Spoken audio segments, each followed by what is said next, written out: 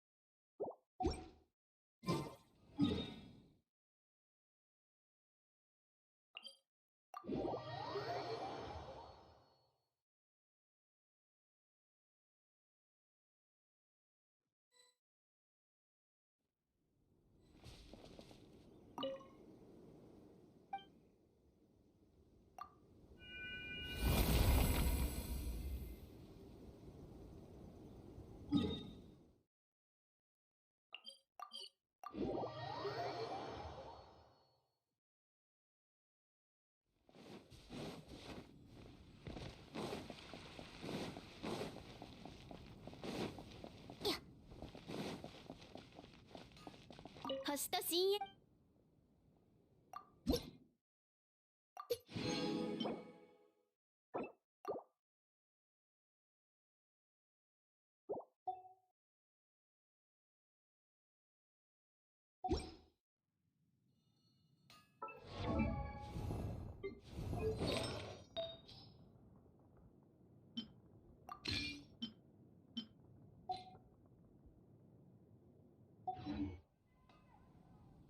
星とし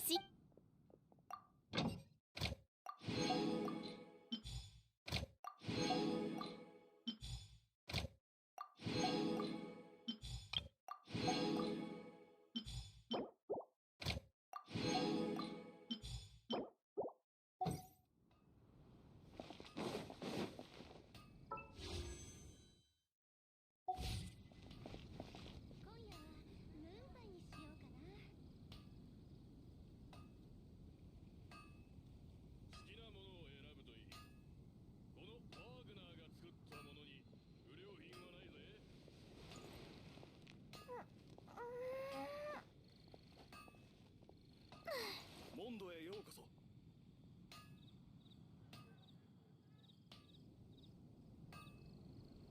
ダメダメ、リルク様のことばかり考えてしまう。好きな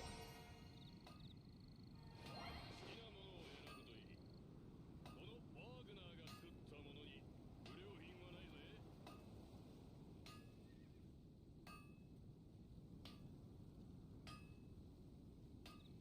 以上。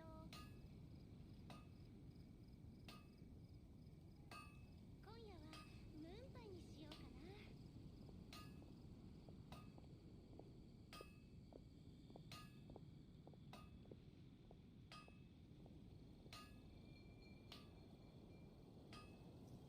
ものを選ぶといい。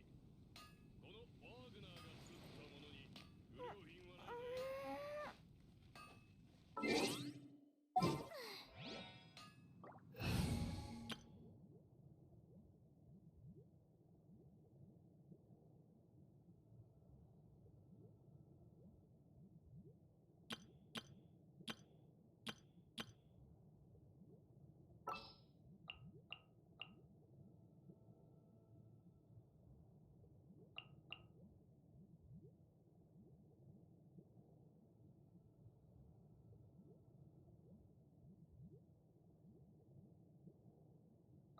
何をすればいい？ダメダメ、リ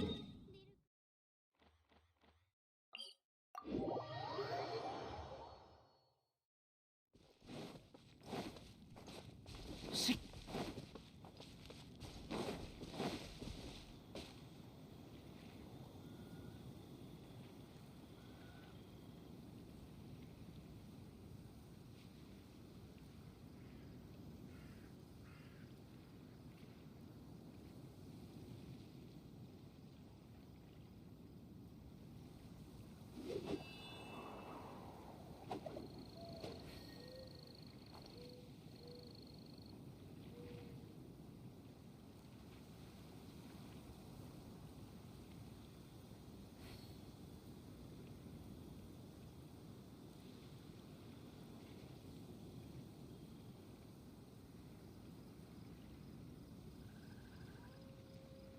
手元に葉があるのなら拙者が草笛で一曲奏でよう。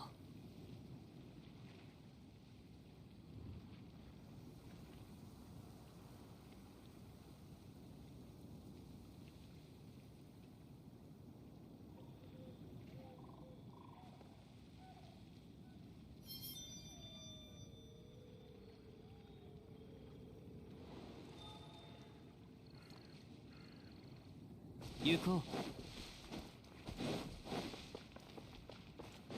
う。いざ。しそれはっ。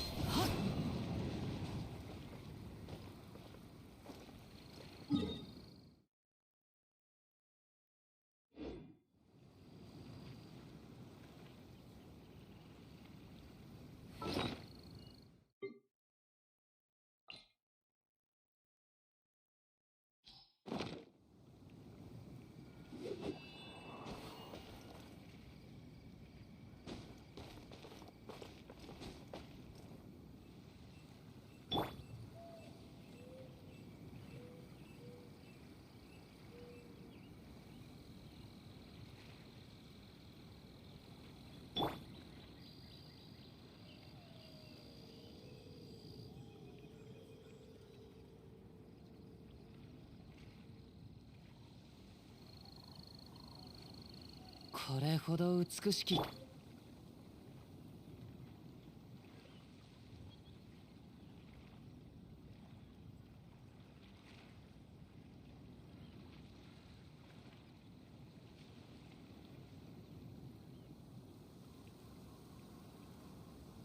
花と酒を手に景色を堪能しようとしたが、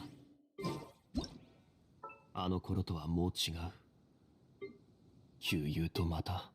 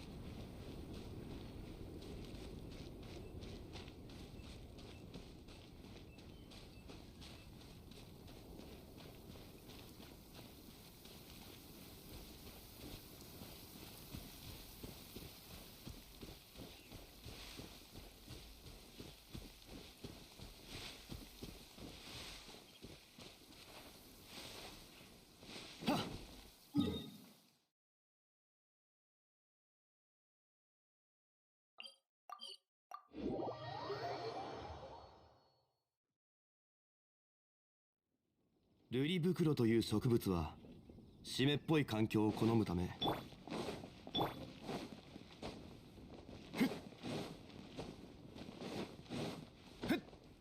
いざ。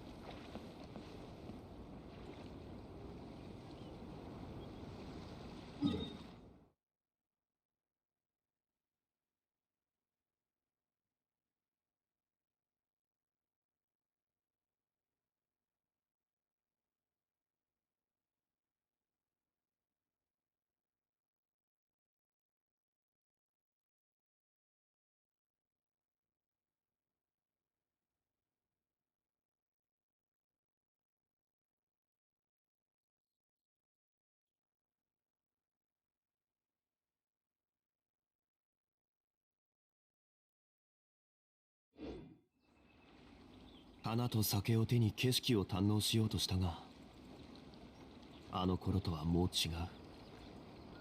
旧友とまた。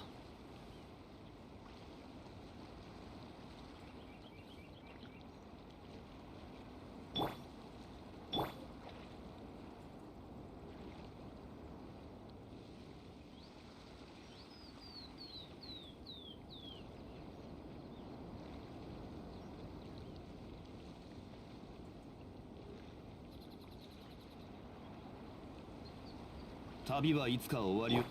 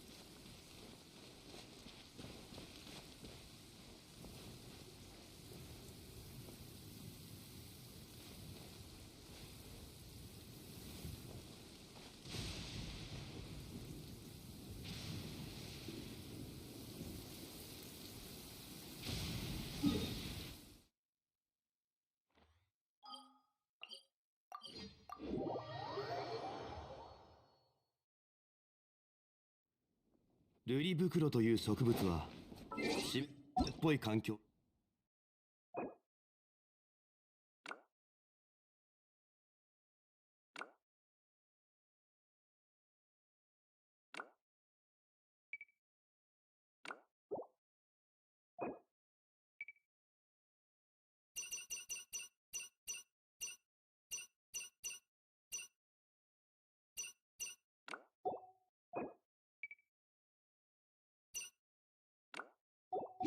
好むため雨上がりに摘むのがおすすめだ。見かけたら適切な時に摘むといい。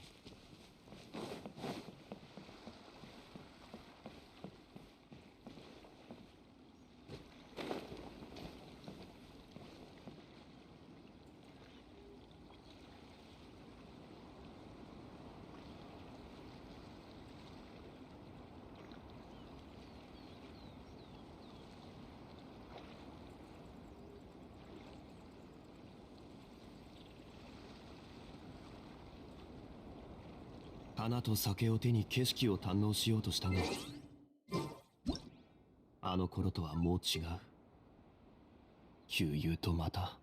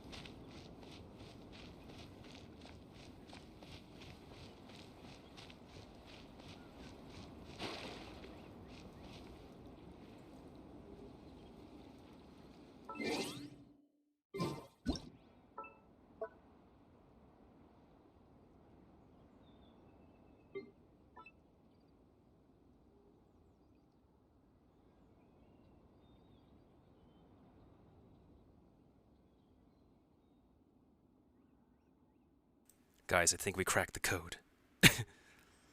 Poggers.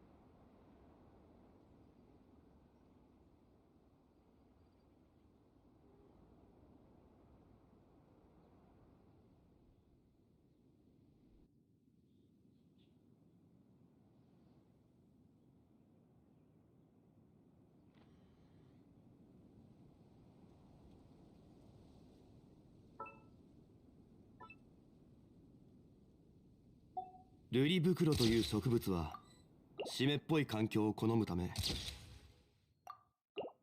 雨上がりに摘むのがおすすめだ。見かけたら適切な時に摘むといい。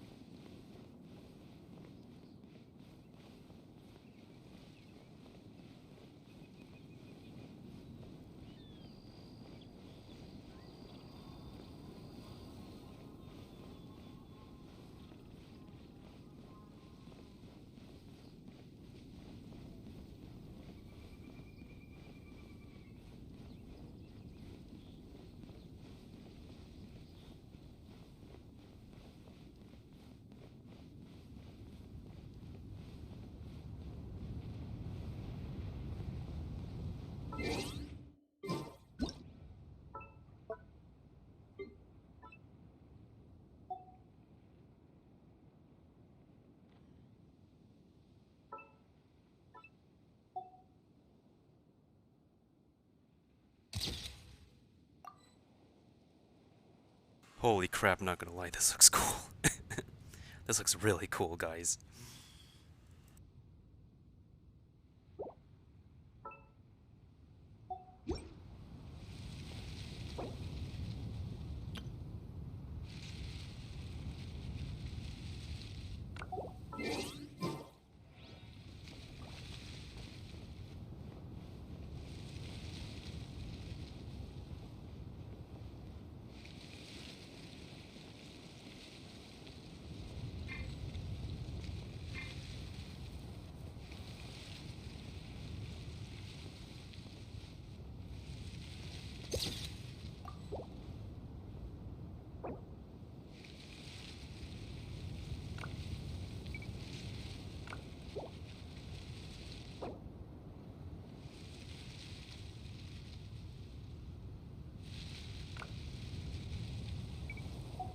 流通のために作られた船は港に止まる。だからリーウェはあらゆる富が沈着する場所だ。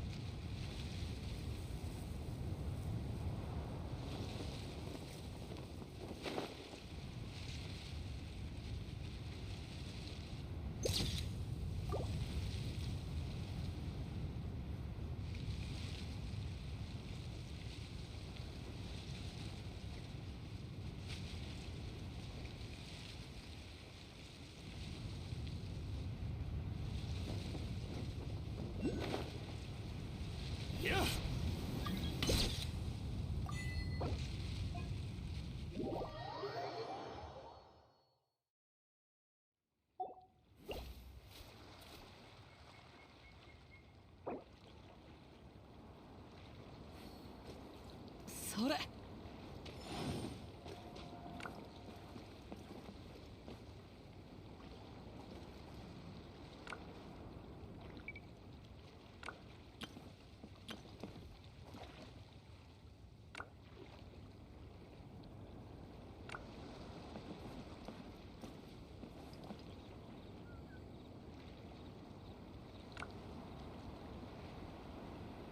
花と酒を手に景色を堪能しようとしたが、あの頃とはもう違う。旧友とまた。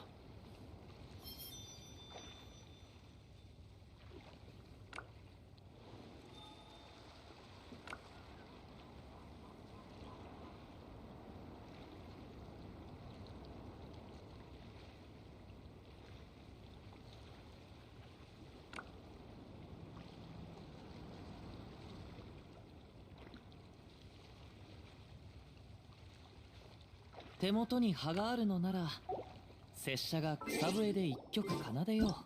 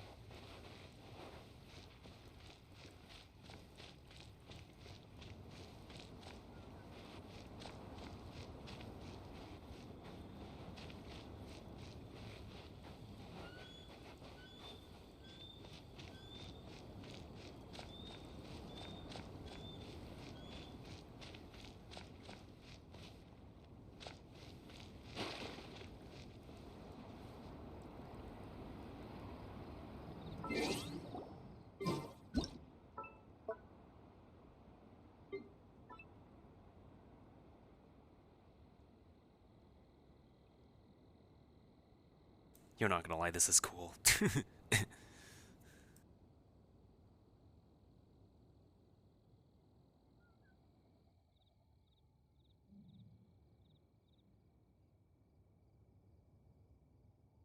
Alright, the main point right now is to rise to a height where I could just walk right over the location I haven't unlocked, and then we could just walk right in there.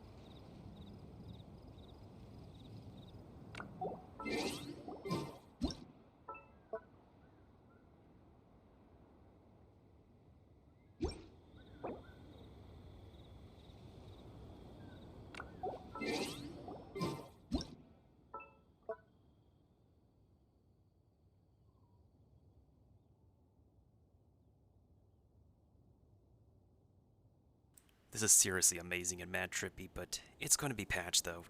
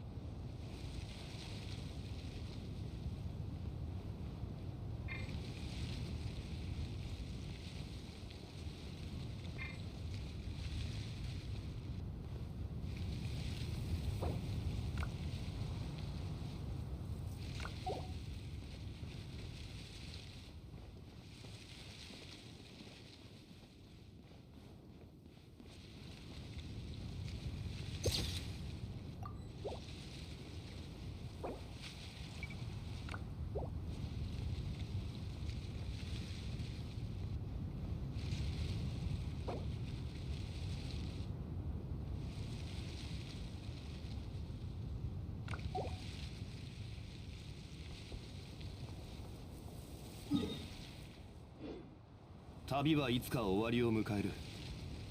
慌てる必要はない。へっ。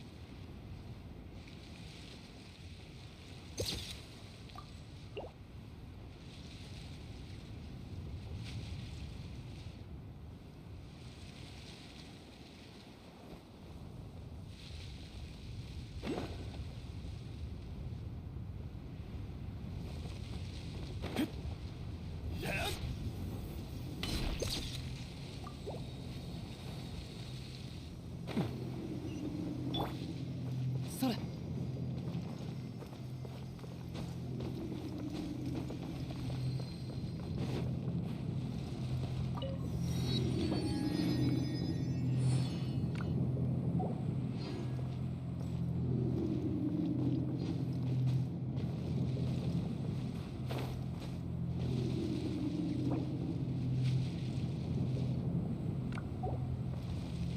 風を知れ。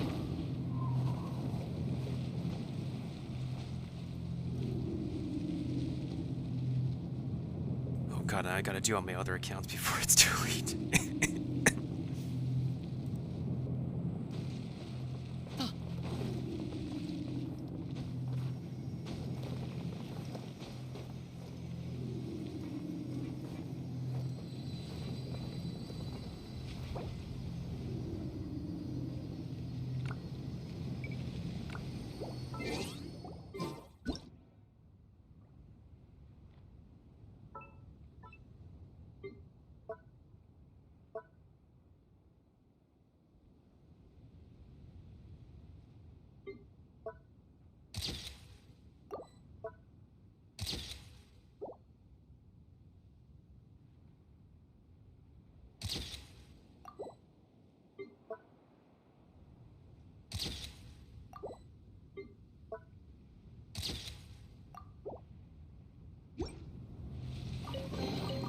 あっぱれでござるな。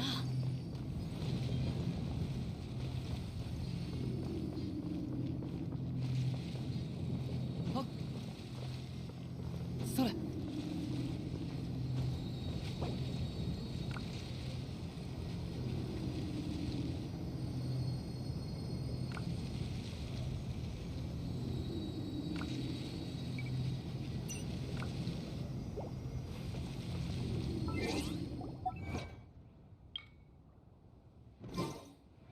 いいぞ。はっ。せい。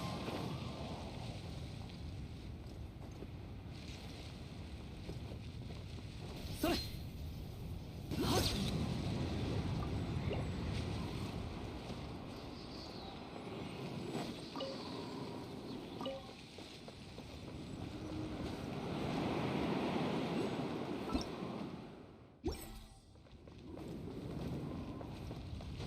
それ。せい。風の流れる方へ。ふっ。はっ。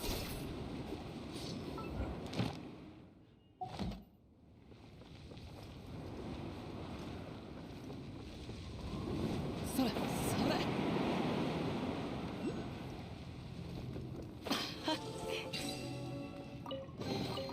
宝とは旅の醍醐味でござろう。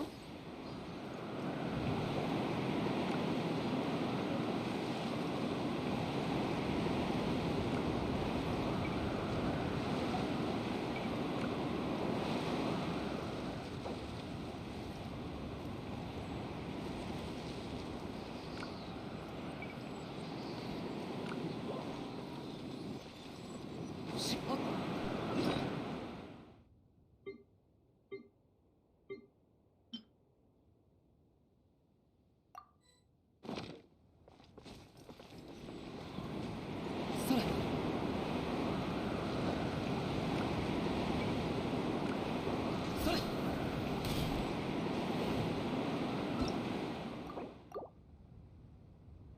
Okay, let's go unlock the statue now.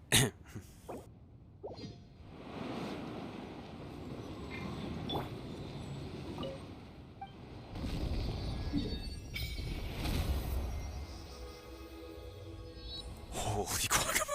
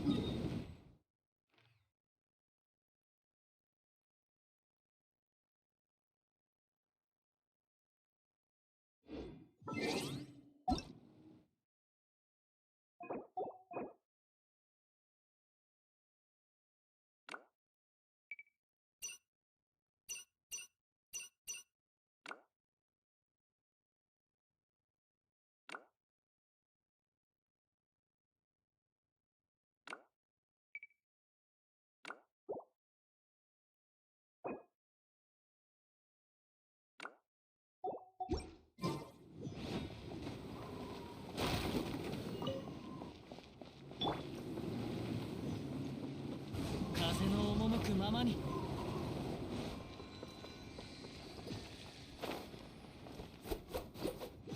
はったよほれ。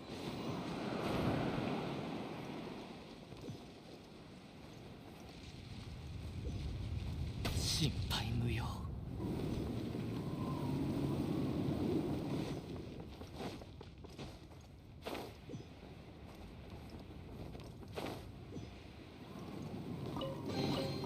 宝とは旅の醍醐味でござろう。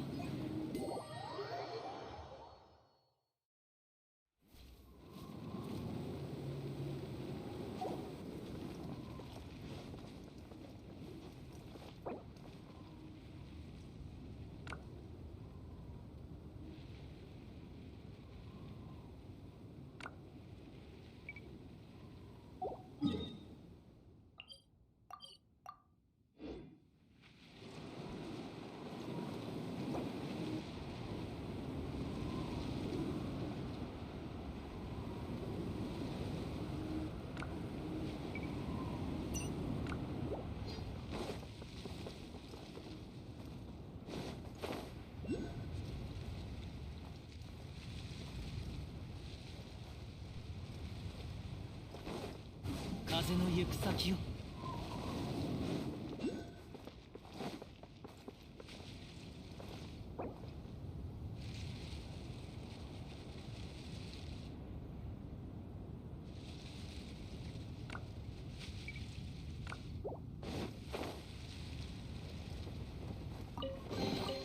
天地の恵みであるな。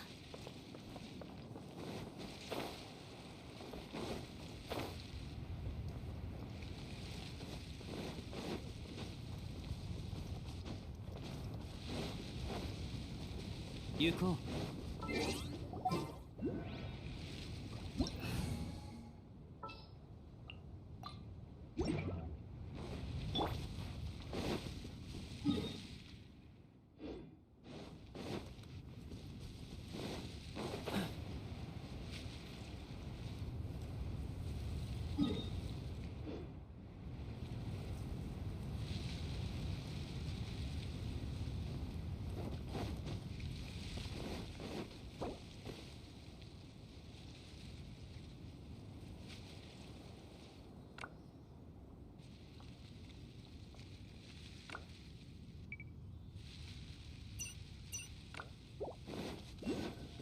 逃げ場はないぞ。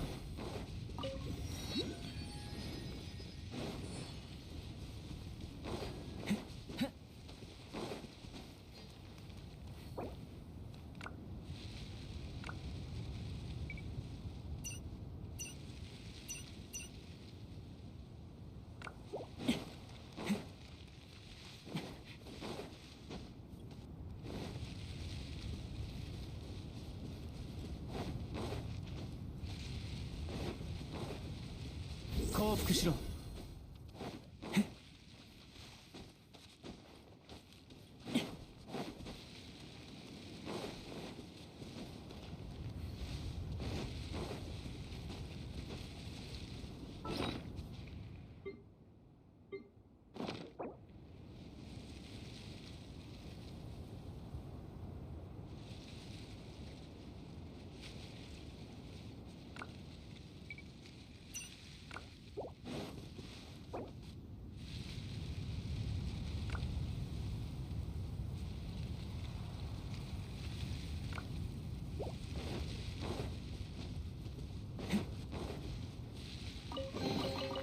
相応の報酬だな。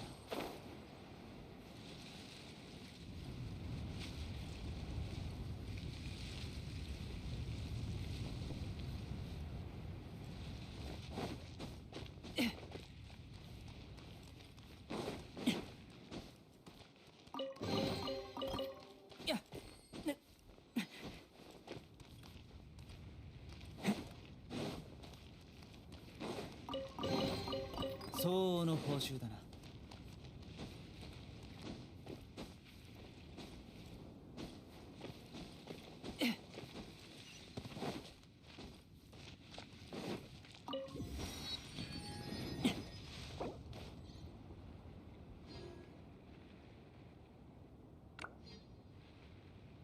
My apologies if I'm not speaking, y'all. I'm just kind of tired. It is late where I am right now, and I just want to enjoy the game a little bit in some off time when I'm not usually doing active stuff on it.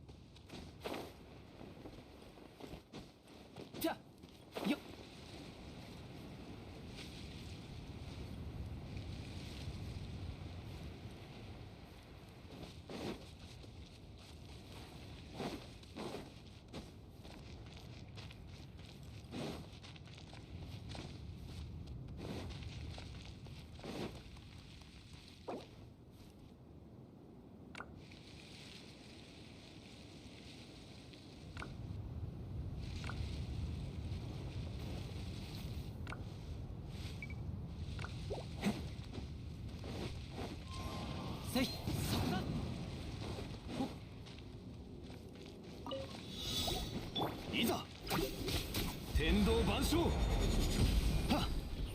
岩山八九。逃げ場はないぞ。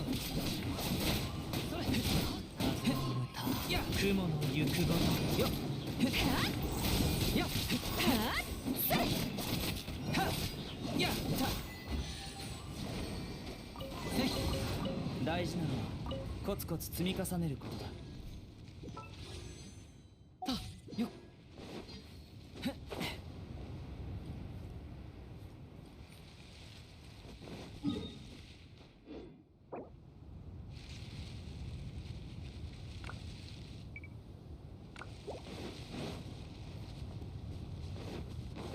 降伏しろ。いざ。はっ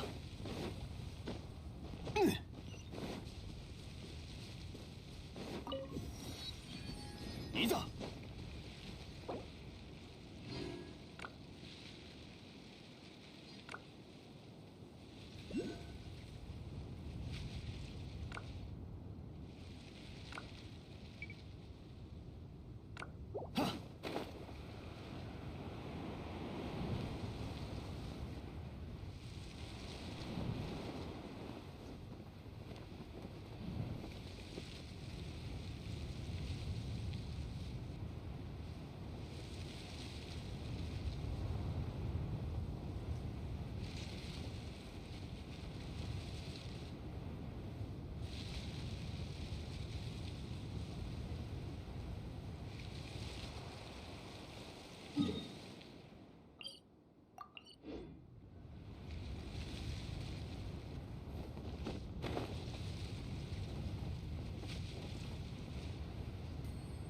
いざ。いざ。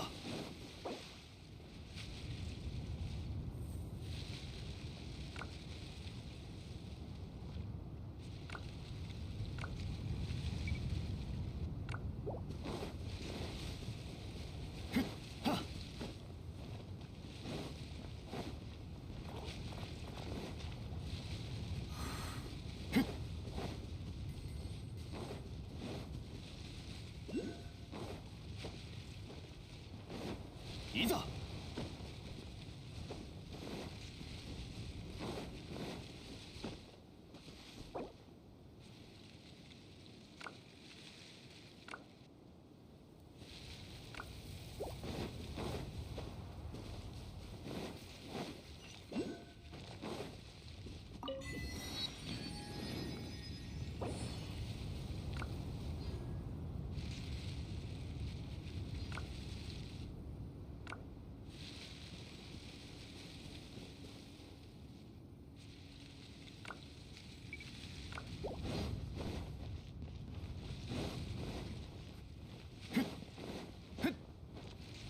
天理チョーク。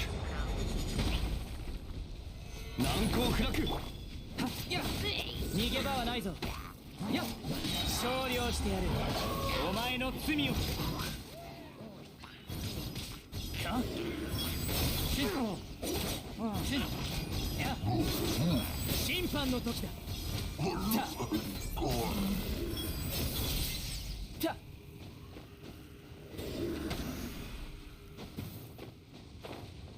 ややはっへっやねよっそこ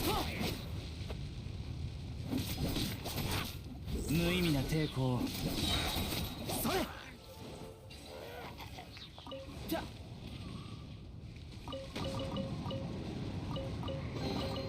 相応の報酬だな。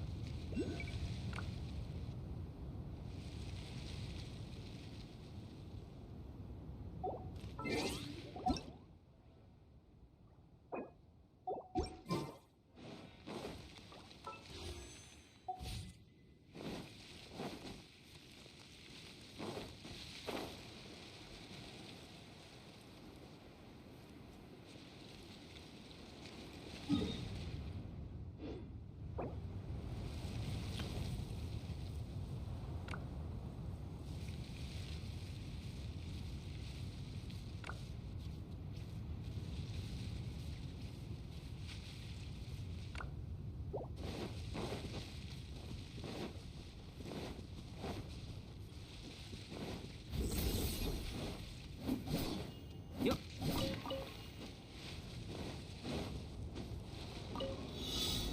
いざ。風を知れ。風の行く先を天道ここにあり。借りなく時岩山八九。降伏しろ。やっ風の赴くままに。やっはっ無意味な抵抗をよっやっやっいいじゃん。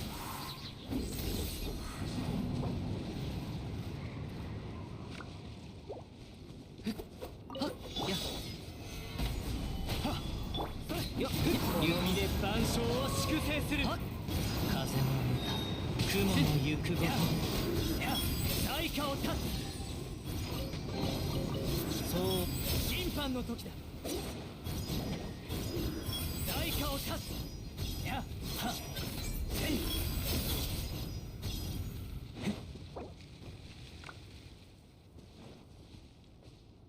風の行く先をそれはっ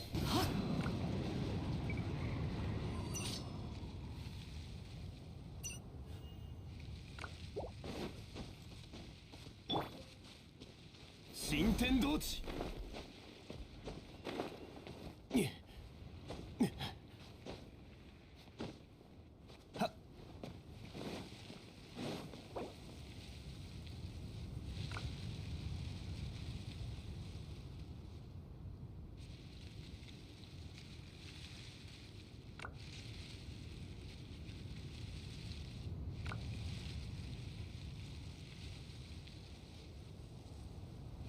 花と酒を手に景色を堪能しようとしたが、あの頃とはもう。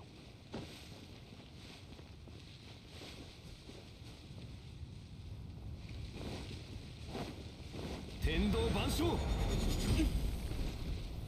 難攻不落。もみちさん白幕を惜しむ風の赴くままに風を知るよっせい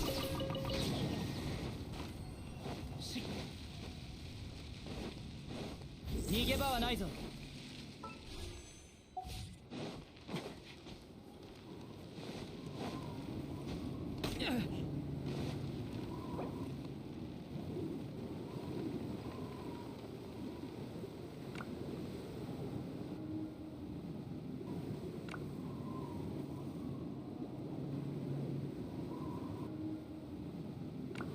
場の雰囲気を和らげたい時があるんだが、どんなジョークで。 Hey Mix, thank you for the thank you for the raid. Hold on, let me give you a shout out. I'm in co-op right now. Let me go ahead and What'd you guys do? I got something cool to show y'all. Hi, how are you?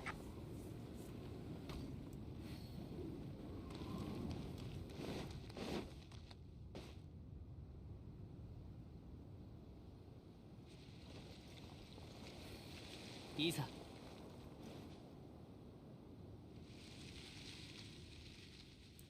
Oh yeah, I almost forgot you play Splatoon. Hey, what's up, Pips? What's up, Noble Stee again? Welcome back. And welcome back, Megs. Welcome on in. We're just doing some co-op on Asian server right now. I'm just getting some exploration done in very decked out Storm Terror's lair. If y'all forget, this place is full of tornadoes. And I got the tornadoes to come back.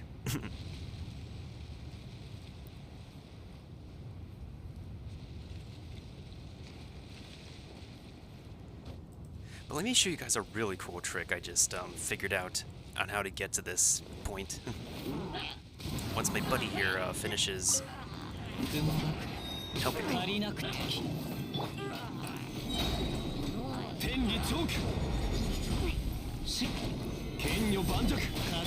It's only exclusive to 3.2.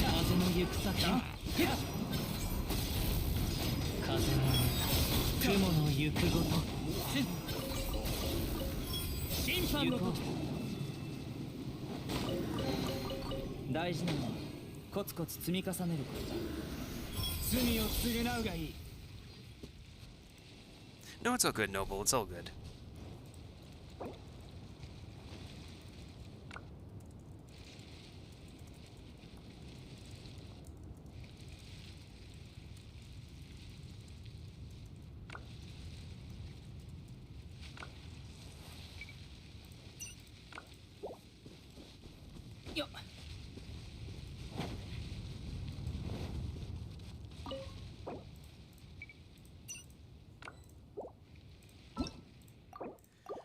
Alright, let me show you guys how I got here. How I got to this point. For anybody who likes to stick around for a little lesson from Mr. Glitch Guru, Nintendo himself. Apparently, you can get yourself to Celestia this way. Okay, for anybody who's sticking around, I do play Genshin Impact a lot, and my name is Nintendo. I have been playing Nintendo games before, and then Genshin Impact took a lot of my time. Alright, so Step 1. Go to a ledge where pressing the jump button causes you to dive. Step 2. Make sure you're doing the idle animation. Jonely, I said step 2.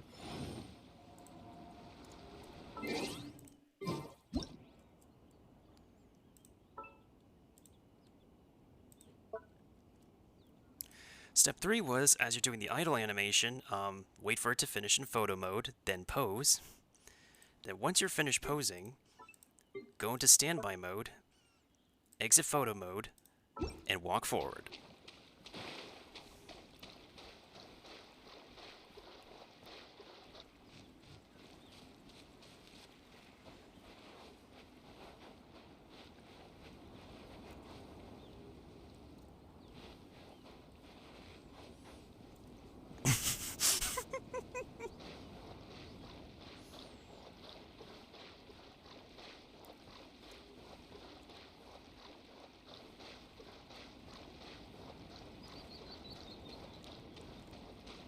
We need to get a picture. This looks like Jolie's Jesus.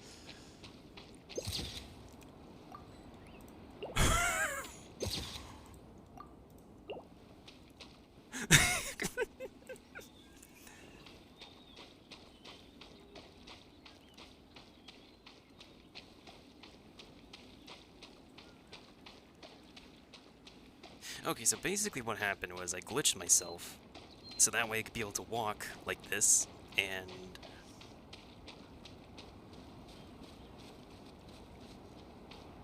the moment I hit a slope, I can go up.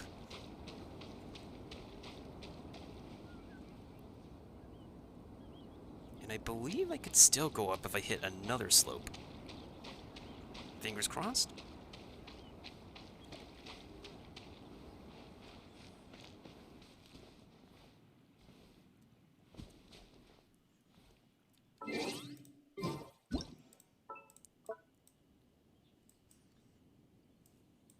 Told you guys.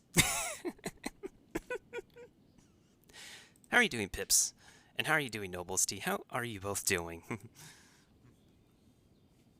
I'm just...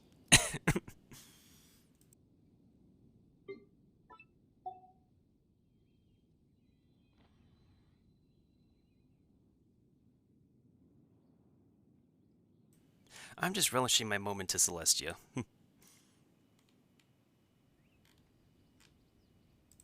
This is amazing. I know they're gonna patch this, but this is so amazing.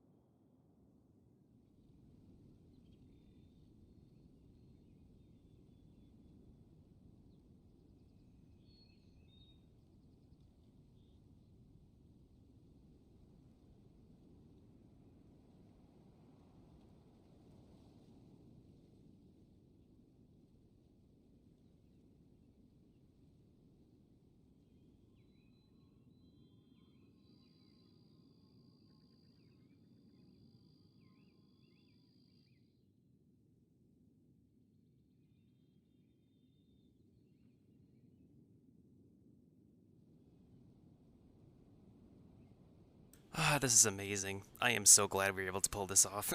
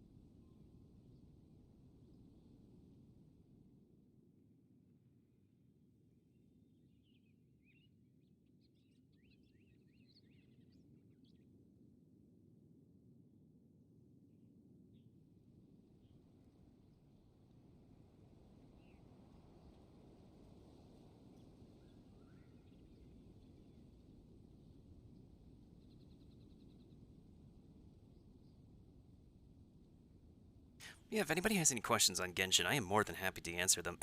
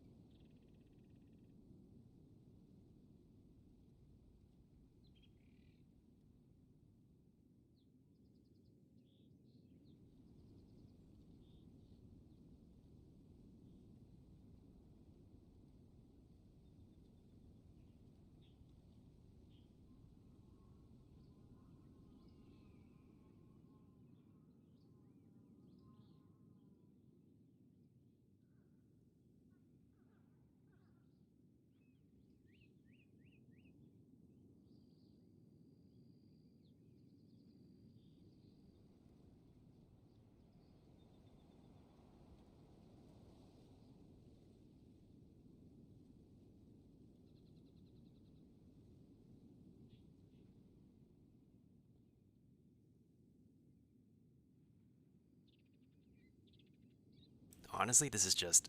I gotta do this on my other accounts now.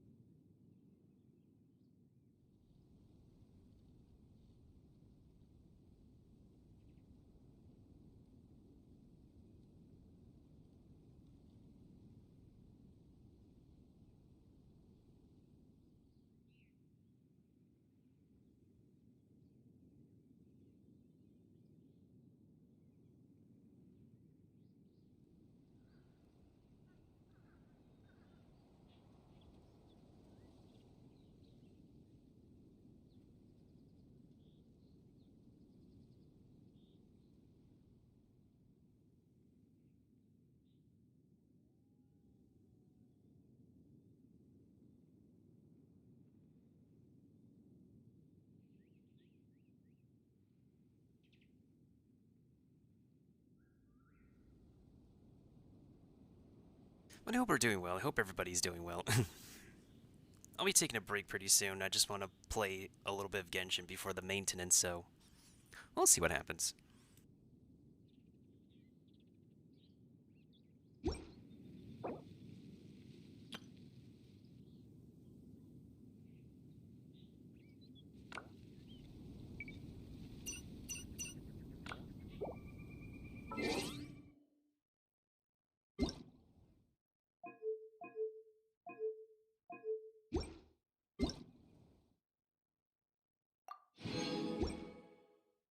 流通のために作られた船は港に止まる。だからリーウェはあらゆる富が沈着する場所だ。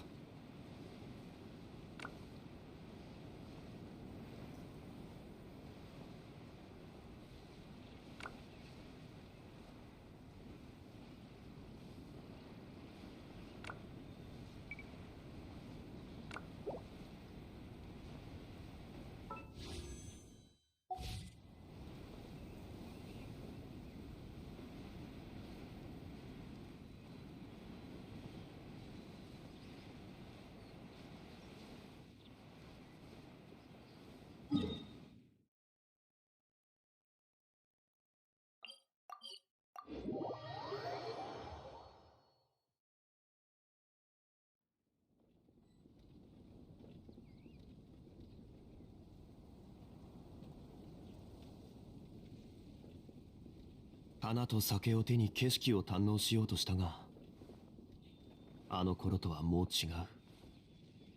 旧友とまた。モンドの封鎖、また良くないことが起きたの？知ってるか、モンドの封鎖が。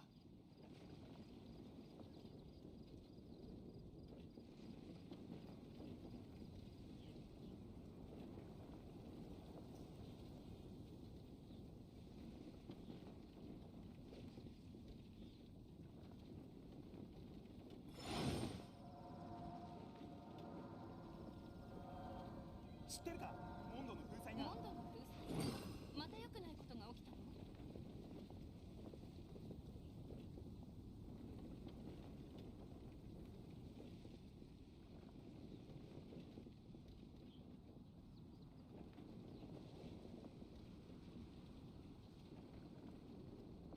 花と酒を手に景色を堪能しようとしたが、あの頃とはもう違う。旧友とまた。知ってるか、モンドの封鎖が。モンドの封鎖、また良くないことが起きたの？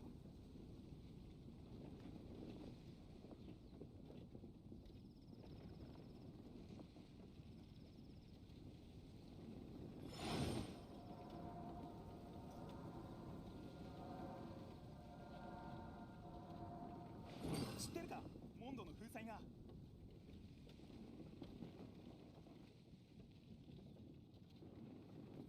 モンドの封鎖？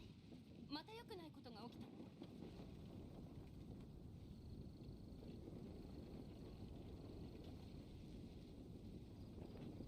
Oh, sorry, I was sharing something on Discord. 次はどこに行くんだ？リーユへの名所を巡りたいならいい案がいくつかあるぞ。知ってた。いや、どれにしよう？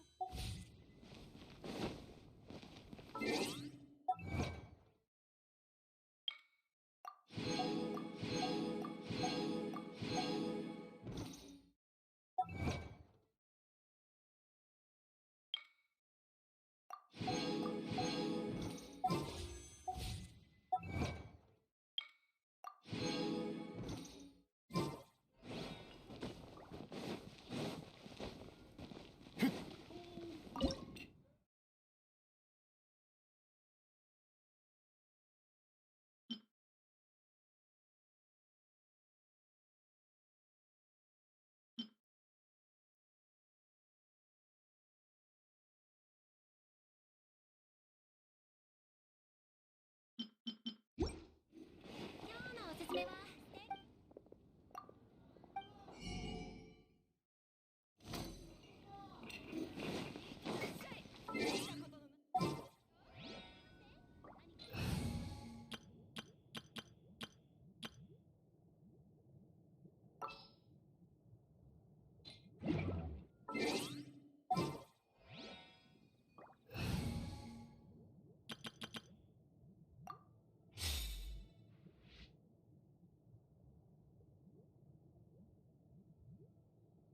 Oh, I gotta make it to a TikTok or video short now.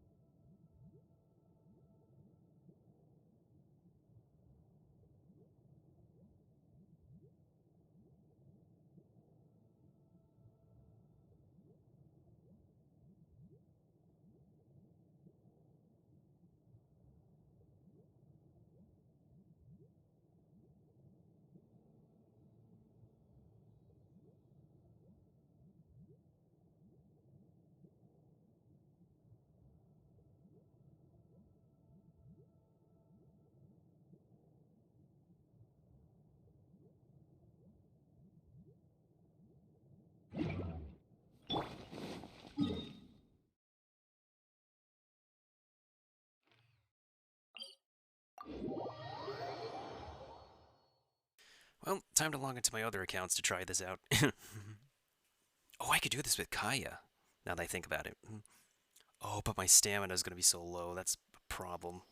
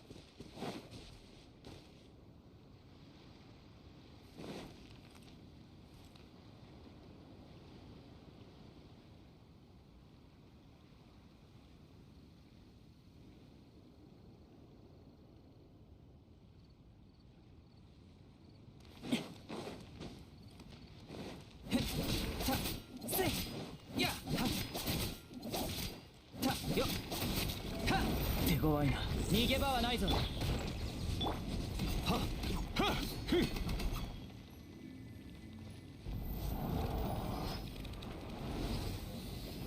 岩山八九せっはっふんはっややややふんはっふんはったふはっ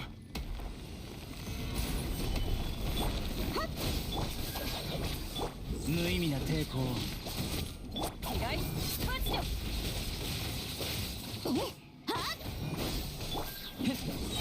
よっ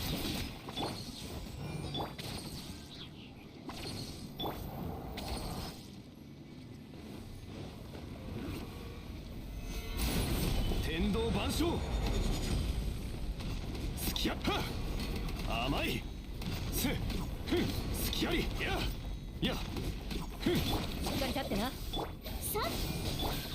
逃げ場はないぞ。はっよっせいよっはった無意味な抵抗。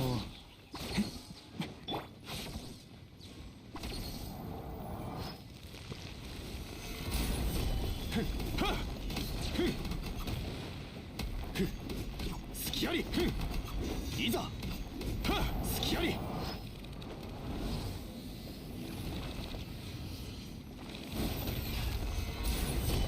やふん甘いはっすきやりふんすきやりやふんすきやりいざふんふんはっ剣女盤石役払い。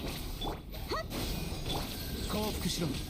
やへっへったたややそこ逃げ場はないぞ。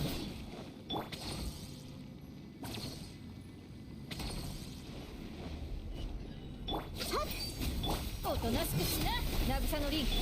無意味な抵抗。はっやたや天道ここにありはっこの身で万象を粛清する。やはっじゃ審判の罪を償うがいい。代価を断つ。じゃ罪を償うがいい。やいざ岩山八九はっ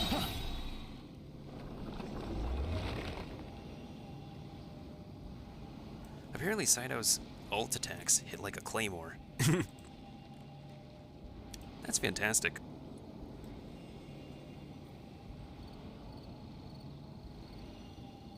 旅はいつか終わりを迎える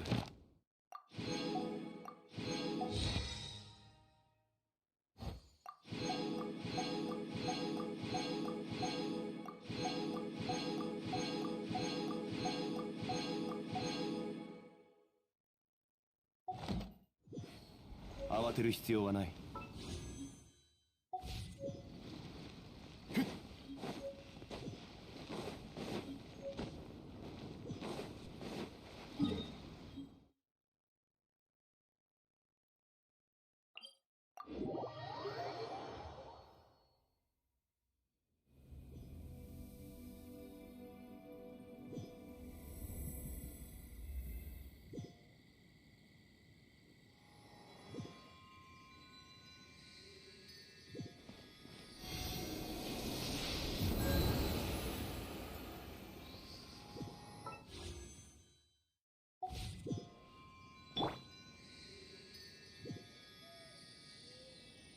Oh shoot, this is a Metroid song. Is there anything else I want to do on my Asia account? Nah, it's a bit late for that. Let me go to Europe, my Europe account to see if I 場 can の雰囲気を和ら do げ this たい thing. 時があるんだが、どんなジョークでした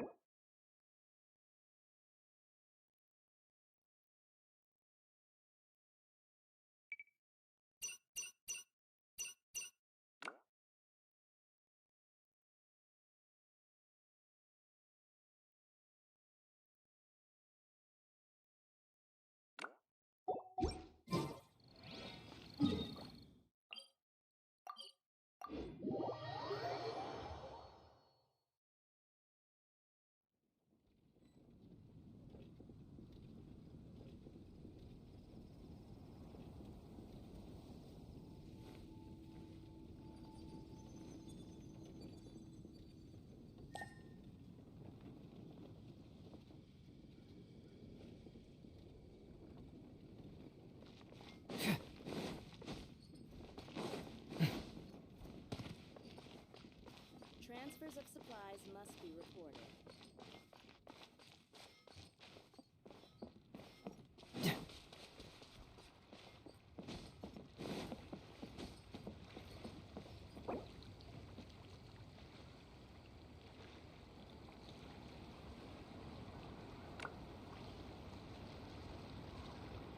Oh boy, this is gonna be.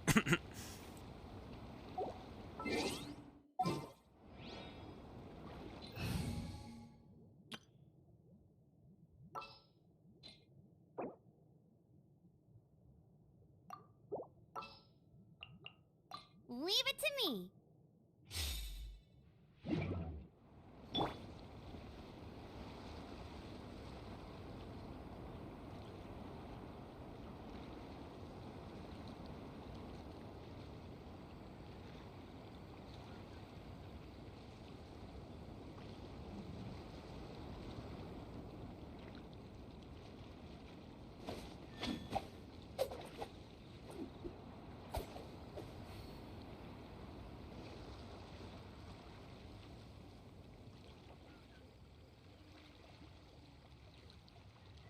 I need to change the Discord VC thing.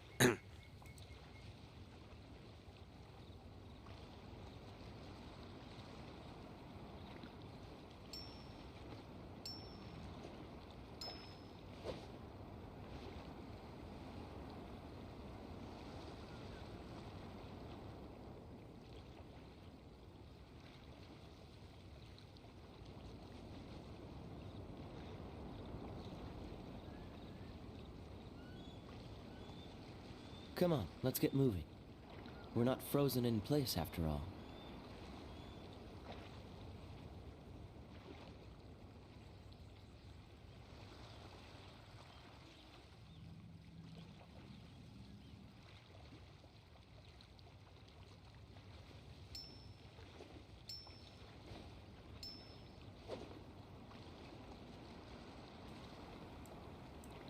So how are you doing otherwise?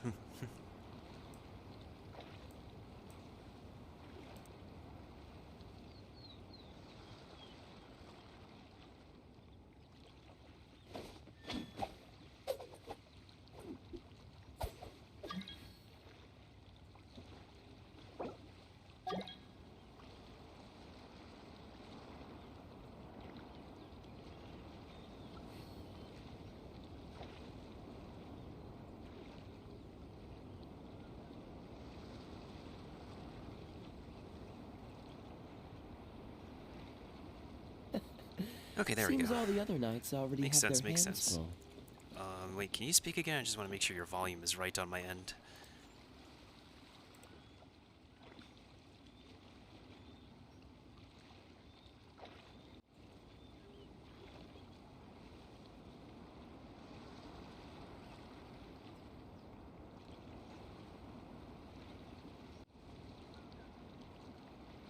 Wait, speak again? Just want to double check again on Discord and. Right. Oh, for Discord? Let me see. Yeah. You're at. I'll lower you a little bit, just a teensy bit. Yeah, okay, no worries.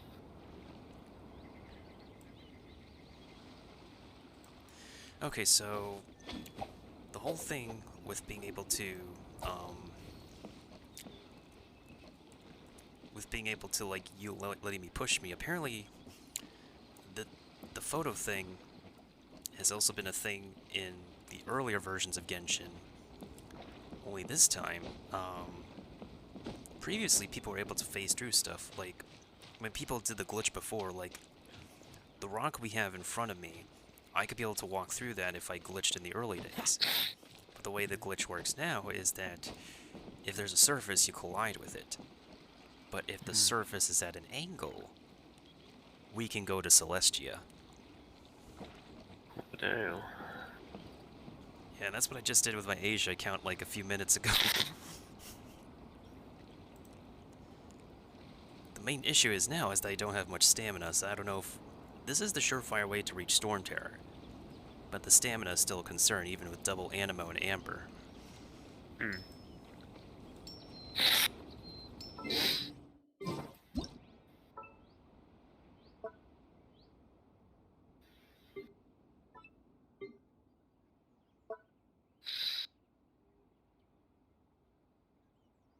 Yep.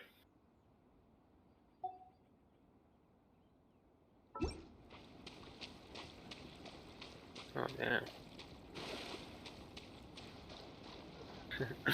It would be like, who needs Kokumi's burst to walk on water? And walk in. Oh damn. Okay.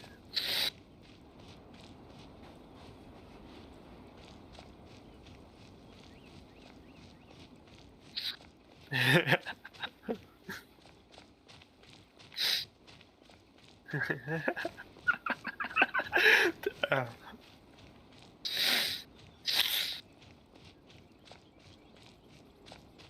I think there was a glitch where it was unintentional, where I was like underground, where I fell through. I think it was like somewhere in Leeway where it happened. Because where I think I like fell through, even it was unintentional. Because I don't know how I did it, because it wasn't intentional. Where like, because it was somewhere in Leeway.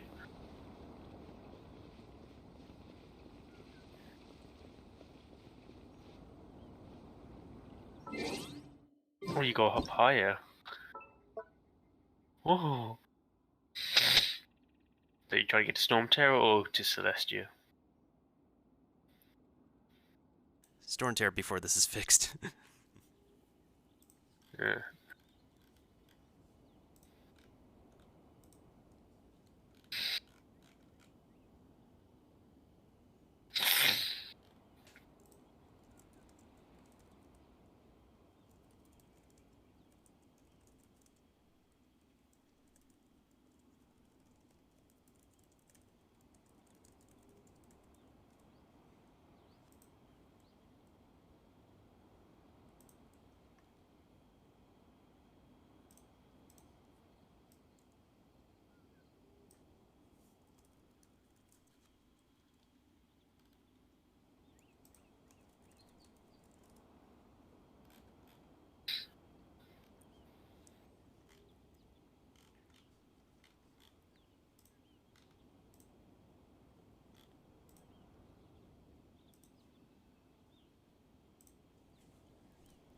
Alright, so the main thing right now is that we need to make sure that I can't personally tell like how tall the anima wall is, but it should just be like enough to the point that I could be able to just simply glide to the middle and grab the smoked chicken recipe. Hmm. Yeah, but as long as you're posing, you're like infinitely glitched until they fix this. Mhm.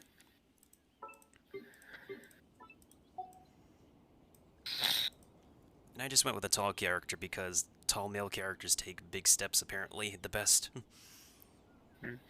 So like Child, Kaie, Zhongli, Toma, Ito, and those ones come to mind. Oh. Yeah, my Asia account I use Zhongli, which thematically makes sense because he's an Archon. Yeah.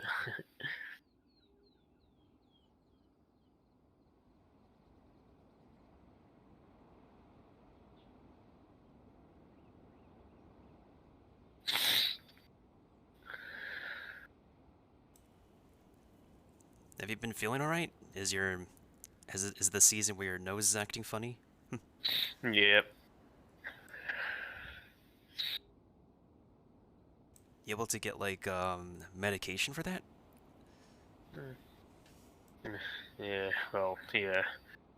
It's just, you take these like hay fever tablets or just use a nose blocker.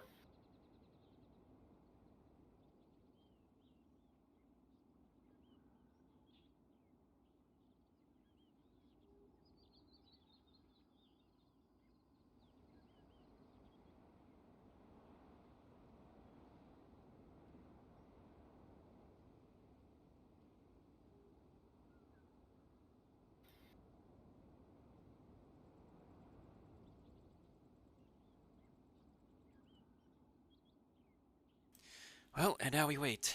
And then I can have the full rights to say that I have unlocked the entire map well, I can take my time with unlocking Sumer. I can just walk right in there. Yeah. Yeah, because because Storm Tony Inazuma had to put in the work to get through there, put in the work to get there. I thought it would take us longer, but like I'm actually really surprised at like how little effort it took for you to Shao push me into Watatsumi. Yeah. Yeah, because it turned out just doing the double dash was the way. I think part of it when I was experimenting with someone else is the distance. So like if the pushing character is farther away from the pushee, then they would go faster, apparently from most recent experiments. Which is interesting. I don't know how it mechanically works, but oh, I should actually walk now. I think this is high enough. Yeah, what happens if you when you get knocked all the way down if you can't? Well, that's if you're high enough. Or...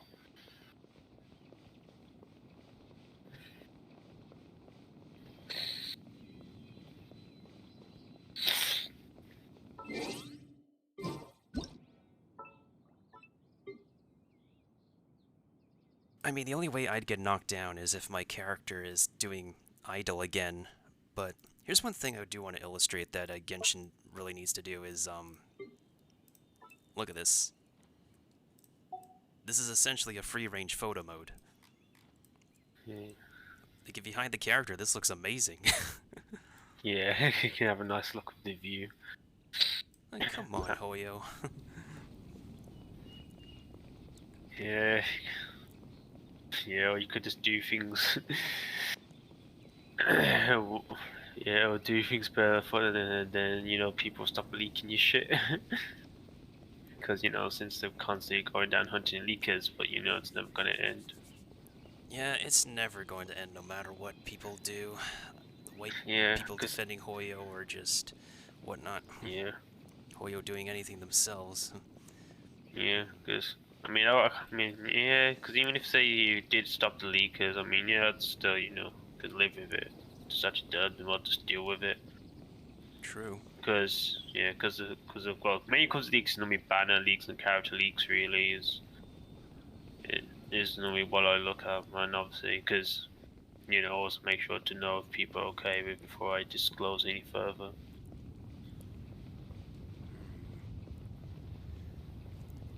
You think I might be able to glide to the middle here?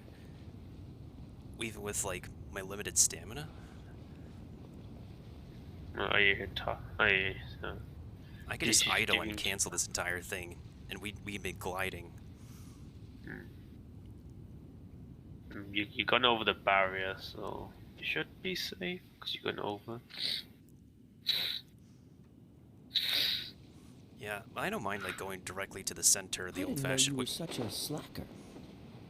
Okay, so I have Amber, I have 2 Animo. There's no way this can go wrong.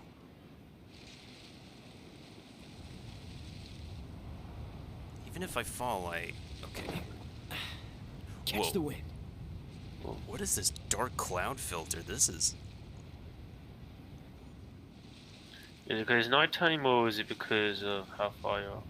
Maybe it's how Storm Terror is set up from like inside before you unlock this place via the Archon quest. Maybe it's like how the filter looks overall with the whole Animo shield barrier thing.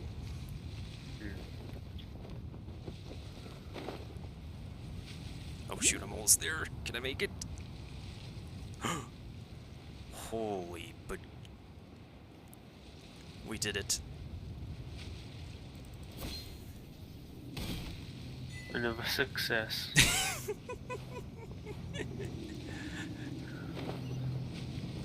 Oh my goodness. Oh wait, I need to get the waypoint before I... Waypoint, statue. Chicken recipe.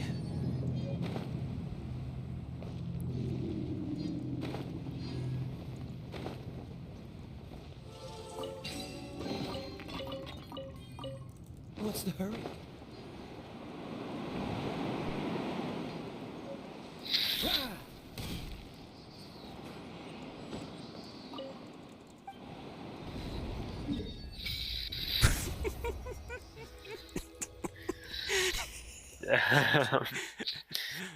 That's amazing. Damn all, damn all, making the account to pull off all these glitches. I'm just gonna Yep, let my I know. map be open to everybody, and they're just gonna be so confused. Like, how do you have the entire Yep. map open? Yep, I was there to witness it how you did. Yep, but you will be the only one who knows. Yep. One thing I will say for sure, though, is that, like, old Storm Terror, you have these tornadoes that really spice up the experience. And once you complete the Archon quest, the tornadoes are gone. See? Like, there's that tornado over here. You really don't see anything like it anywhere else except for the Animo Cube. Yeah.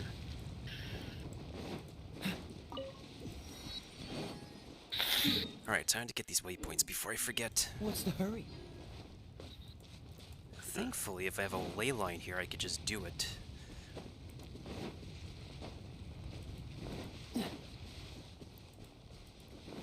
Now the only trouble is that I still need to go to other people's maps for underground stuff.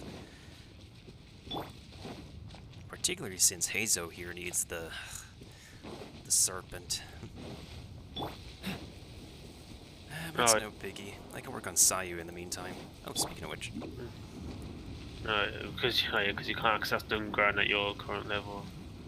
That, and it requires the World Quest, which requires Archon Quest completion. Yeah.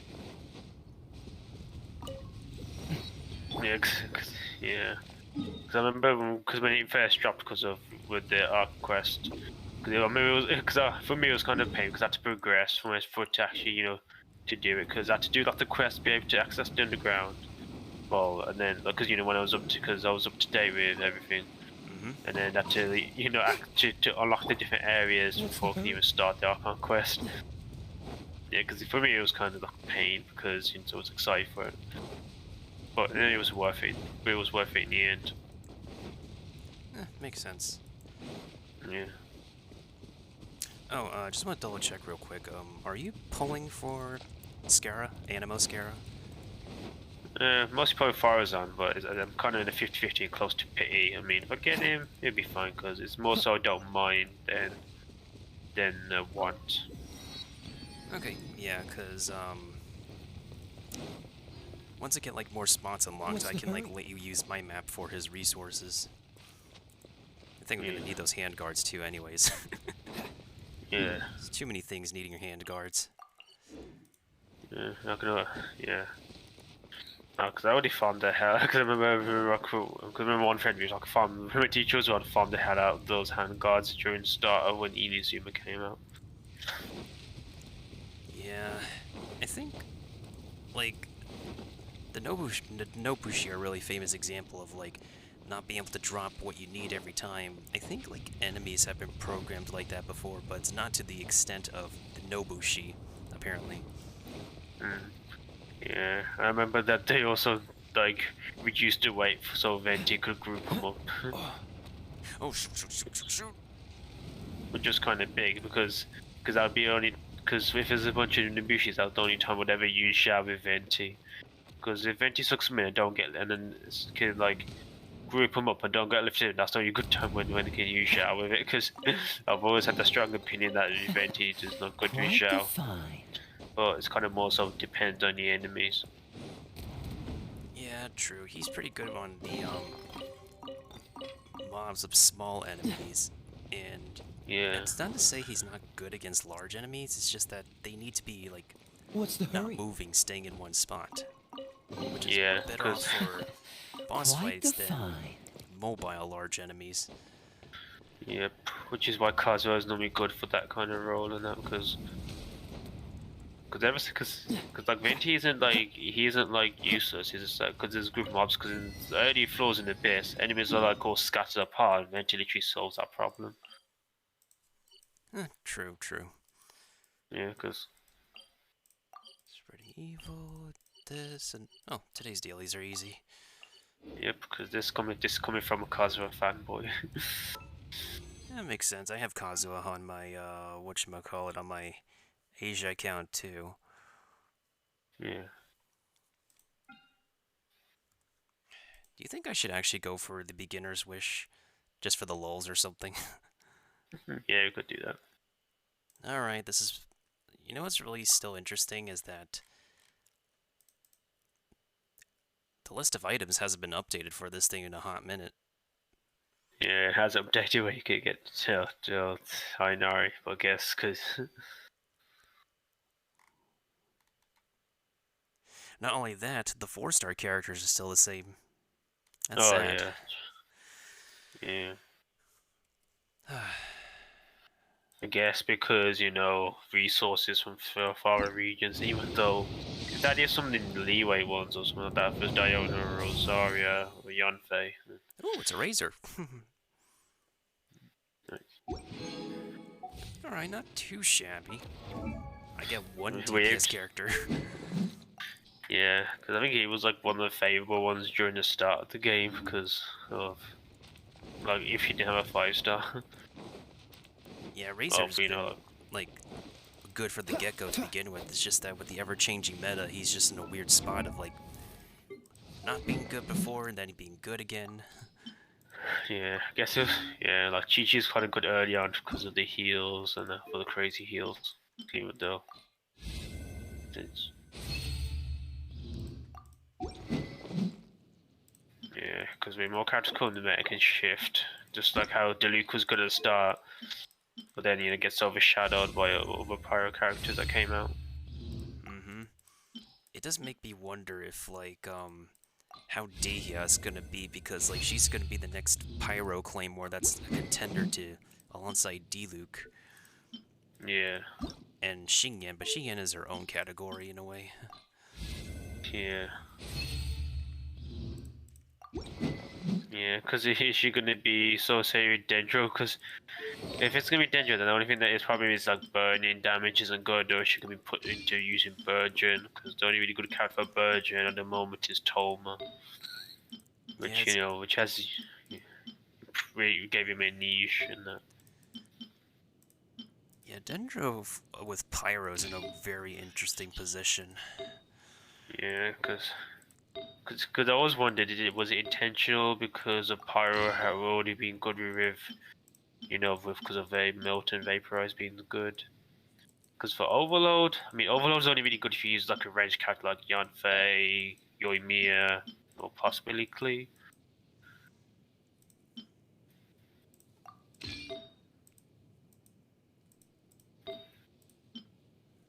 Yeah, because I was wondering, because burning was always a thing, because it always makes me wonder, did they do it intentionally because, or would they are they gonna buff it if when Dehya comes out, kind of like when Kaza came out, where they buffed EM and Animal.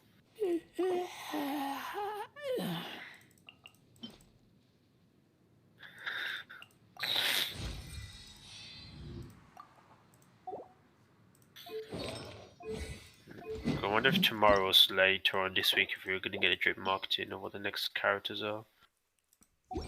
Yeah, wondering when that's gonna happen too, cause I can understand the delay due to current world circumstances.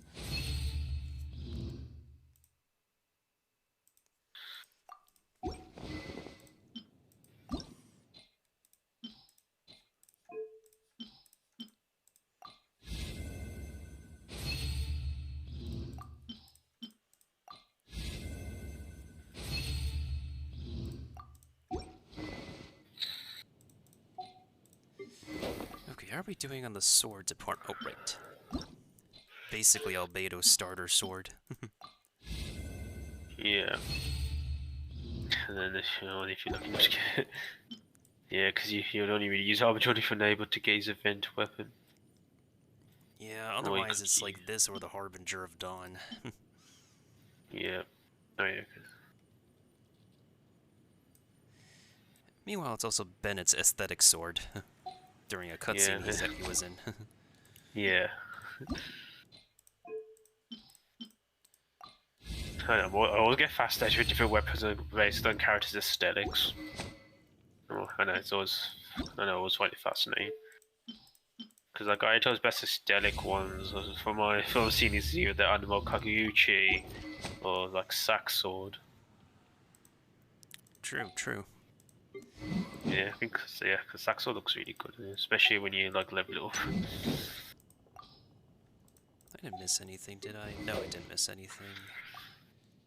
Yeah, it should be good. I just need to level up Razor's Lyria sword. Claymore. I need a Skyride, so... It's good to start with, and it's apparently Popsicle Boy's aesthetic weapon. Yeah.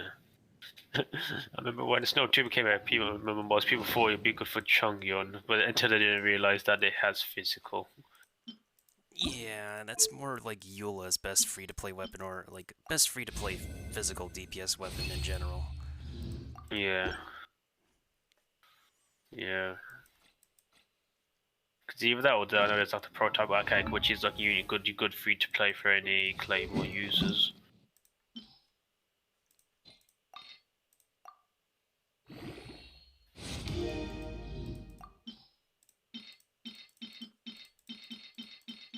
Yeah, unless you're lucky enough to get Broken Pint or one of the other 5-star Claymores as well.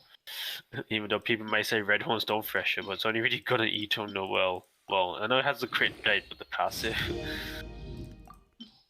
Even though I'd probably only pour Red Horn if it's on a good, if it's paired with another raid up.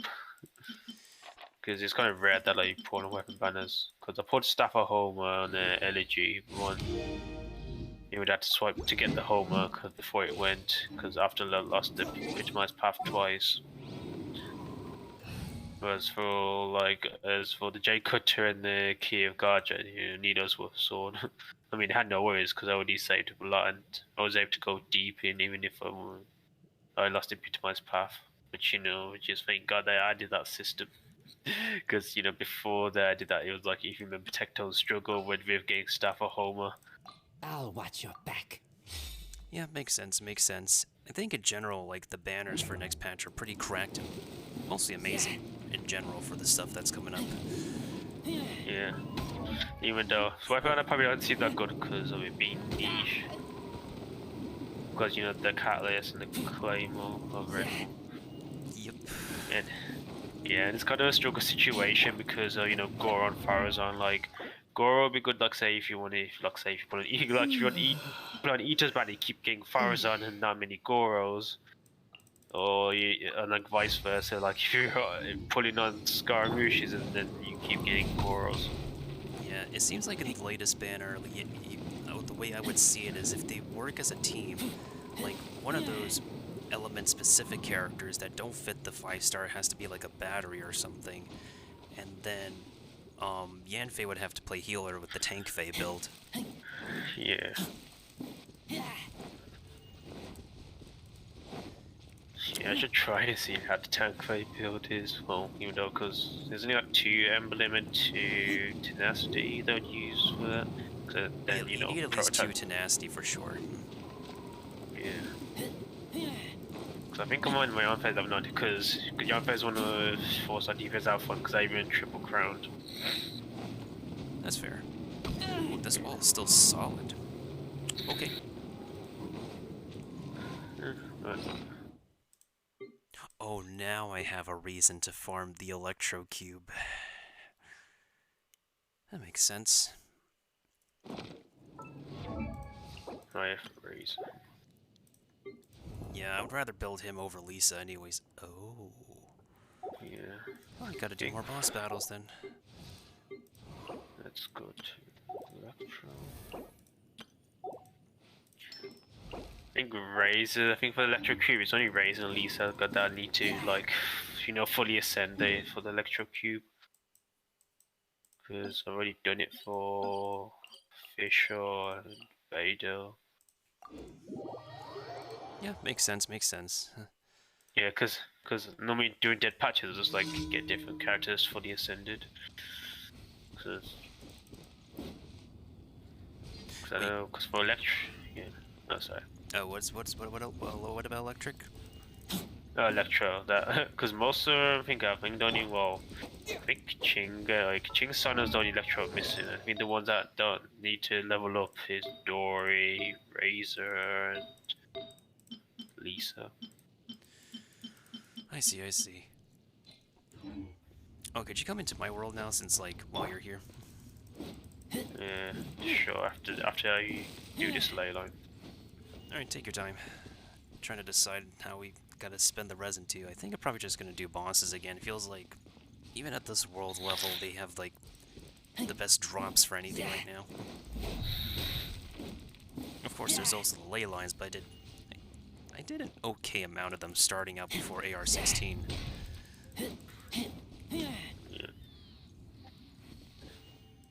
Oh shit, I gotta do that glitch on one more account before maintenance happens, and then I can flex with the entire map open on all servers.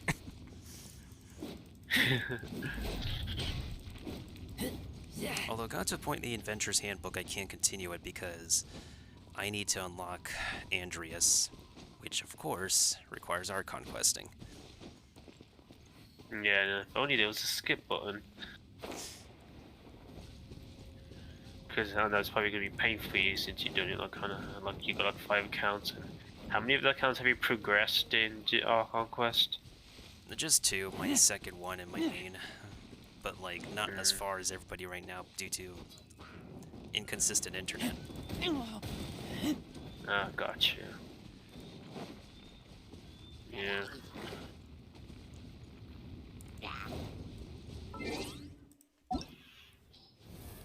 Wait, that's not what I'm looking at. So 2, wait, no. 2 Animo, 2 Electro, 1 Geo, 1 Cryo, 1 Pyro. That should be okay.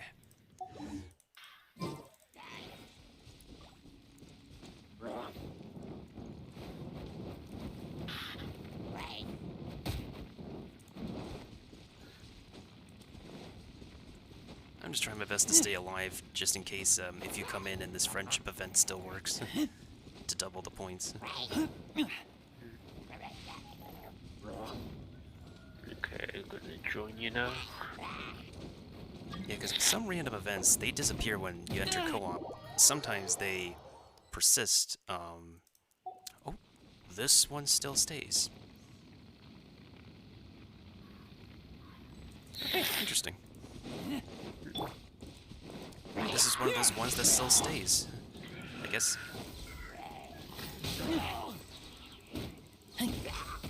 Be still.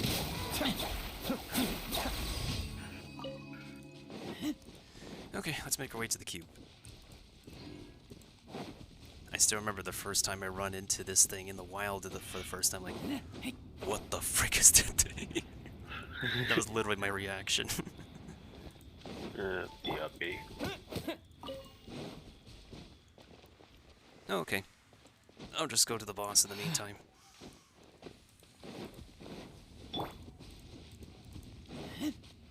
What's Razor's friendship level at? 1? Well, these two are similar. Everybody's at 1, technically speaking.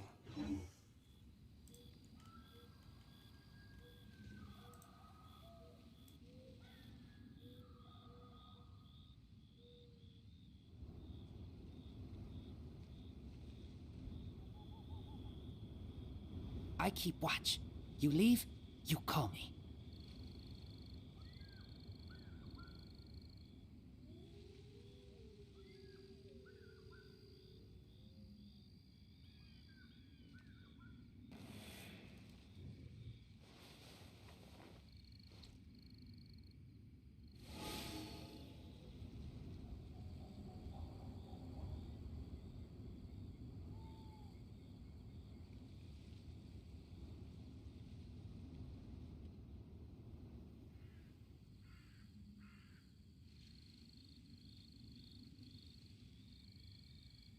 I'm hungry.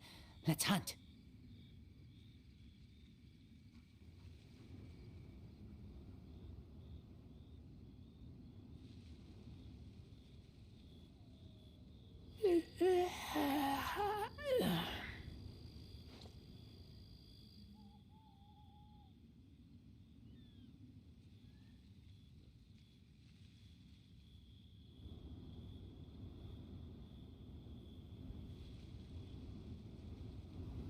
I keep watch. You leave, you call me.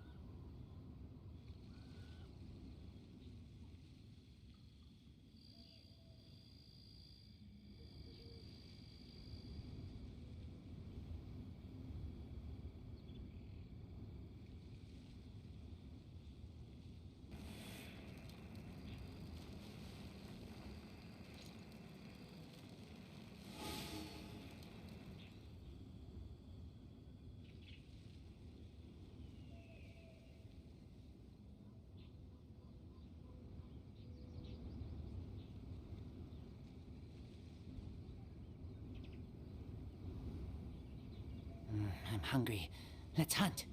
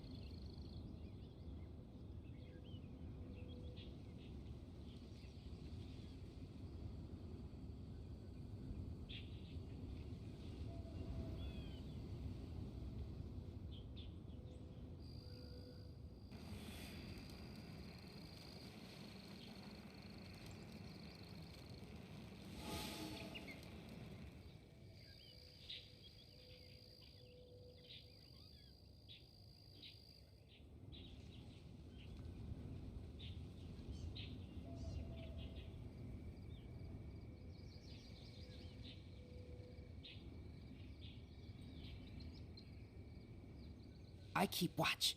You leave, you call me.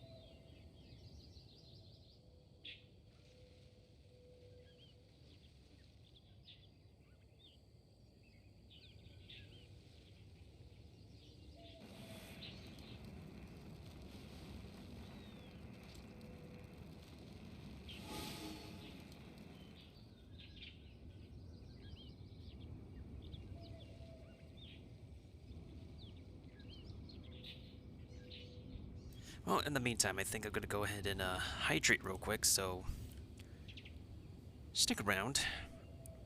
Hopefully this won't take too much longer, because I'm just gonna do daily stuff and then hopefully enough time to get onto the other account and do the thingamajiggy.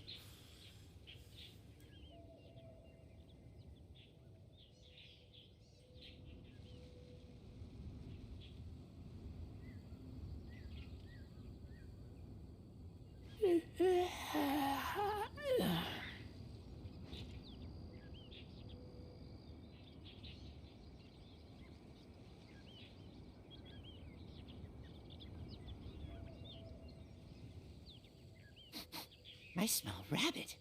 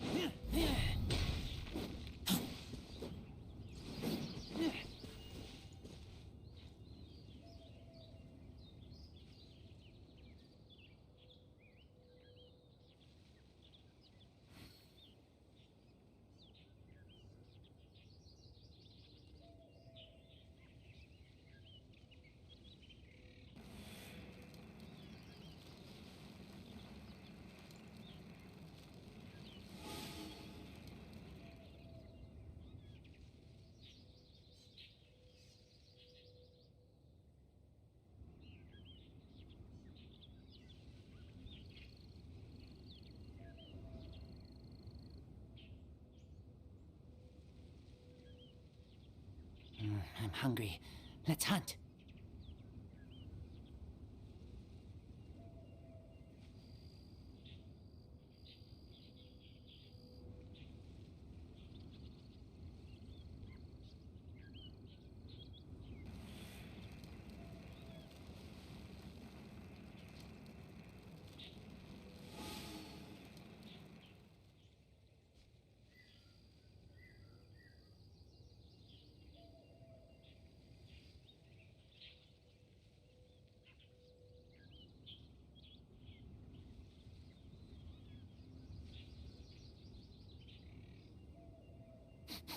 I smell rabbit.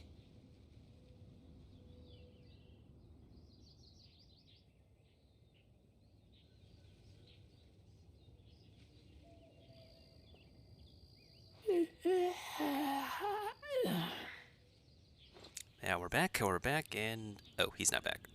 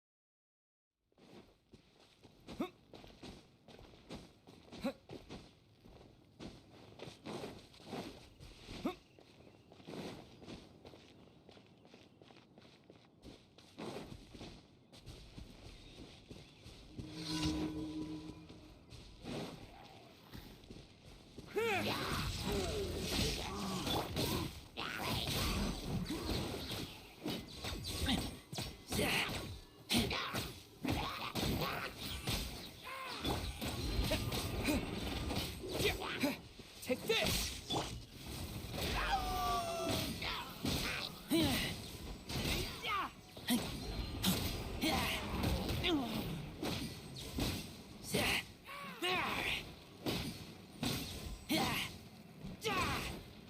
Get back!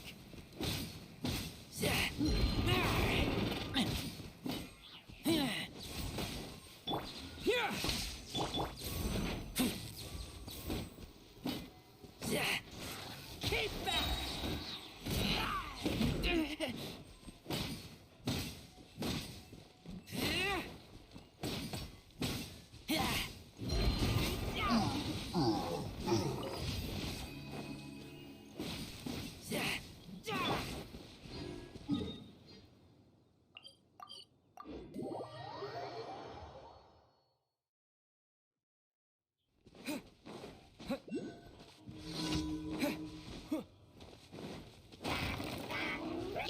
Lightning flash!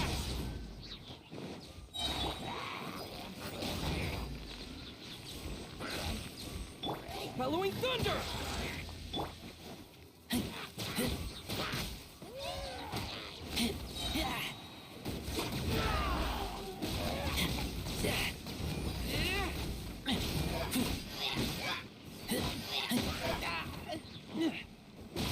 Get back!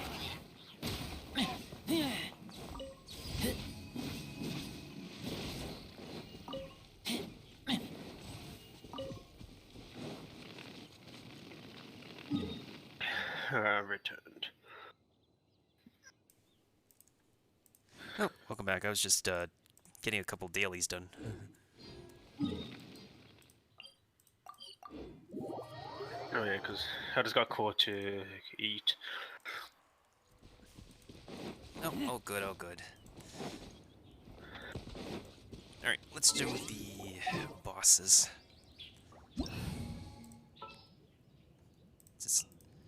Since of course no low AR player can't do this by themselves with level 30 something bosses. I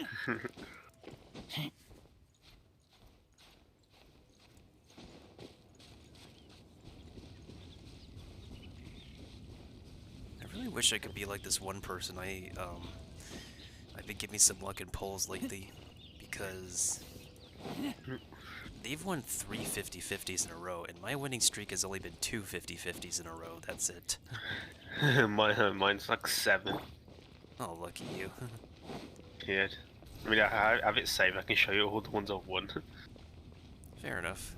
Oh, What's the hurry? Yeah, because I won 2 in a row before and 3 in a row. Because I remember because I remember there was like 2 cars I was in the Ayaka. That's one of those.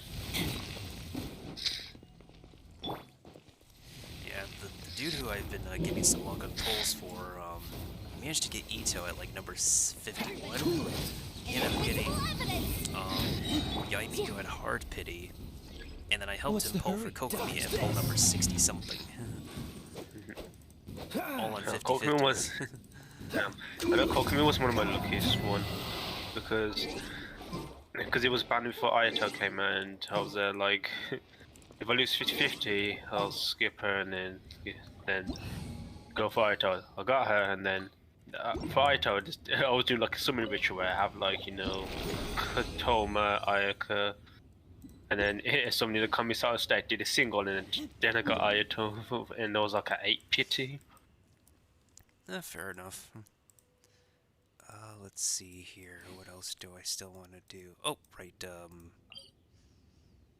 Wait, how many drops is that? I think it was just one, right? Yeah, I gotta do another one of this. Yeah, let's go to the Geo Cube.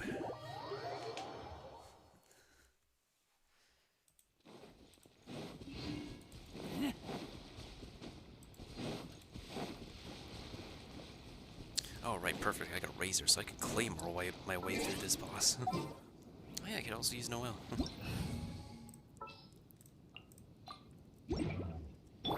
Dodge this. Yeah, I think damage should be okay at this point with Hazo and Razor. They can deal pretty good numbers. Yeah, I found it. This was my 50-50 win streak. Dodge this. Oh, lucky you. Lucky you. Freeze.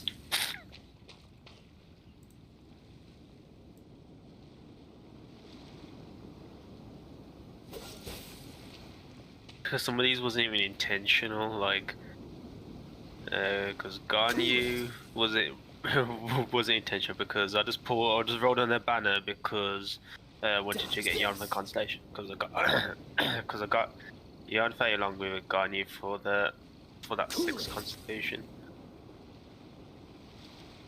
And it was quite funny because of the Yaimiko, because there was a bunch of friends doing a summoning session, even though one person was on the 50-50 while the others were guaranteed, and me and the other person that was 50-50 was able to win that 50-50. Dodge this. Right, I should use Ayaka just to dash.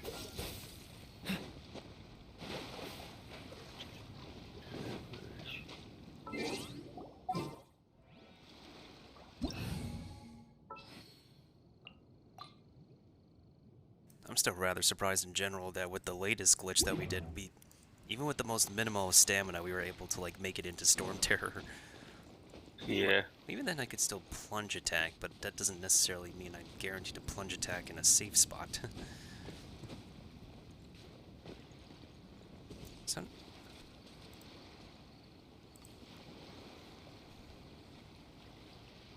Hey Raccoon, how are you doing? Thank you for the raid. Let me go ahead and give you a shout out real quick. Let's hunt. I'm just on Twitch for a bit before the update drops. Fair enough.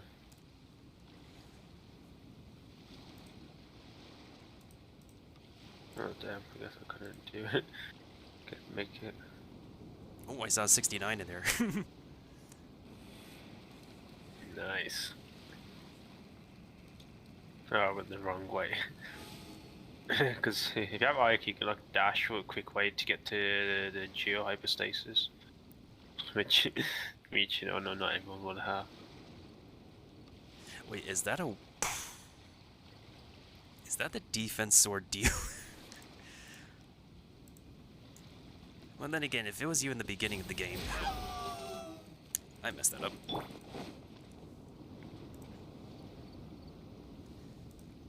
How am I doing? Pretty happy. I'm just on my Europe account right now, and I just got to AR19 on Europe and I unlocked Storm Terror. In an untraditional way.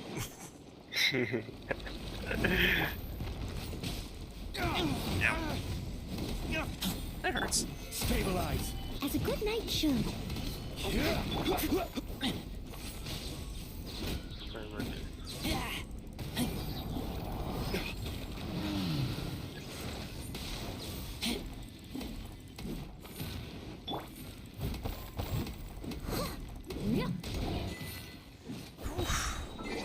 I'm getting co-op achievements left and right. Oh yeah, because if you do all the bosses, achievement to do all the bosses in co-op. Yep. Yeah, but even like update him as well. Healer D-Luke, I see, I see.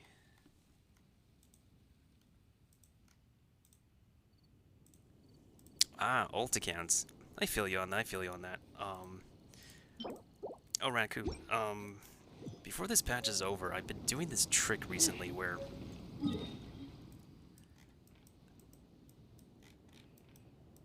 Look at this. I have Inazuma unlocked at AR. Yeah. Yeah. God, you'll be amazed by how he actually pulled it off. The power of glitches, y'all. The power of glitches. Yep. And this British boy over here helped me with this. Yeah, you're welcome.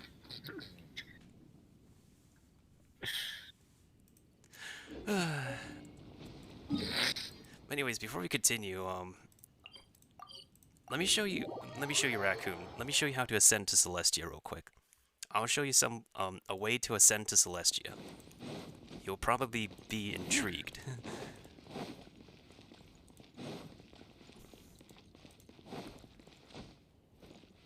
Because I don't know if this will work in 3.3, so I'm just taking the final hours of 3.2 to just enjoy glitching in Genshin. Yeah, I think it's about about 3.5 hours is when it will go, because in Europe it's around 11. Oh, if you see one of my latest TikToks, oh yeah, we follow each other on TikTok.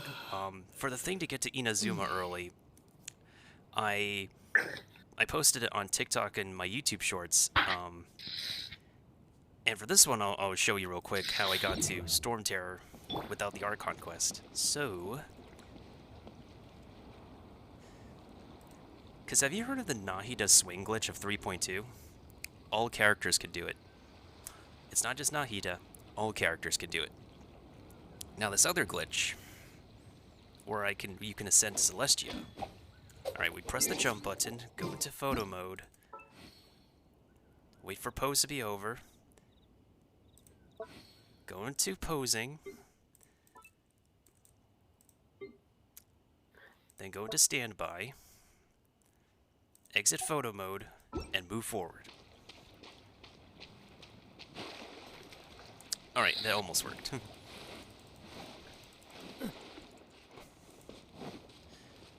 But basically, What's the hurry? in order for the Nahida swing glitch to work on other characters, you have to have your character idle, and then when they're doing the idle, you press the jump button, and then before the idle animation is over, you go into photo mode. And then, as your character is about to dive, whoever is shower or Kuching has to push you. Now, for the Ascent to Celestia thing, this can be done solo, which is how I got into Storm Terror on my other alt account. Seems all the other... The only thing is that, I haven't really found out, like, until now that this is probably definitely the best way, for this patch to get to Storm Terror at early AR. Because of the way this specific surface... Oh shoot, I did it wrong. It has to be a surface where, like, pressing the jump button can get you to dive, too. A lot of rocky surfaces don't let you dive when you press the jump button.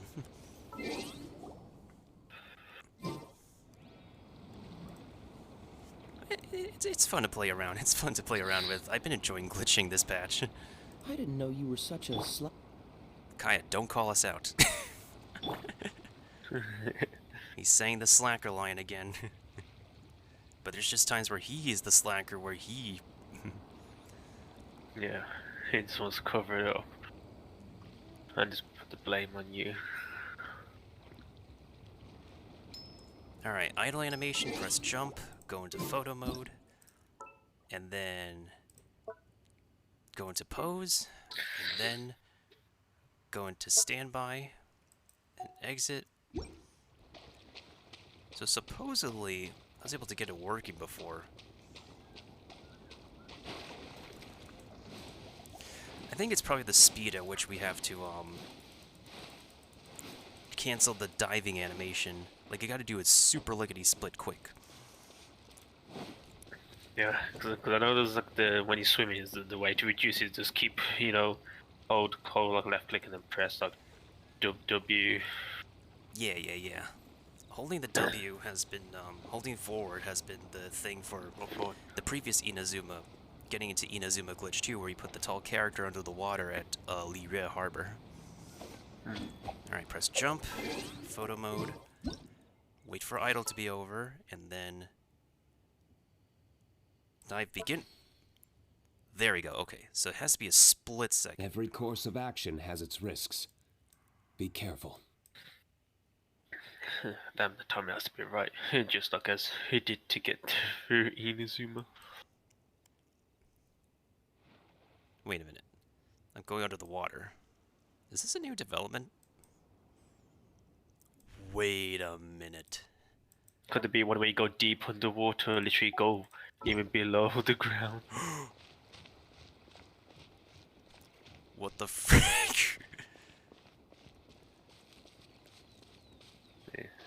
Are you able to see your character? I'm ascending. If you like the... Oh yeah. Oh, then do you keep going upwards then? Wait, is the way to go to Celestia? If you hit a slope, you ascend.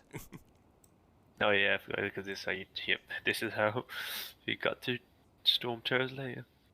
Mm-hmm. Yep. you could just use this way to go to Sumeru as well, instead of just going through all those. If you wanted to, but... Let me arguably, like, defend this method of, like, why the heck this thing is really so practical. If you hide your character, look at this.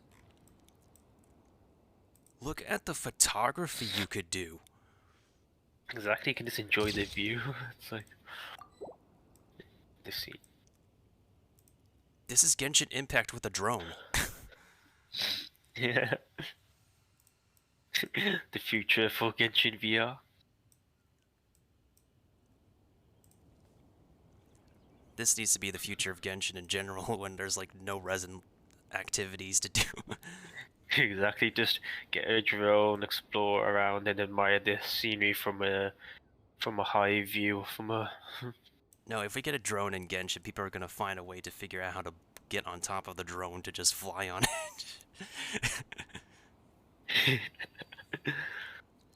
No, like I think like what people will do firsthand is to just geo-traveler rock on top of it.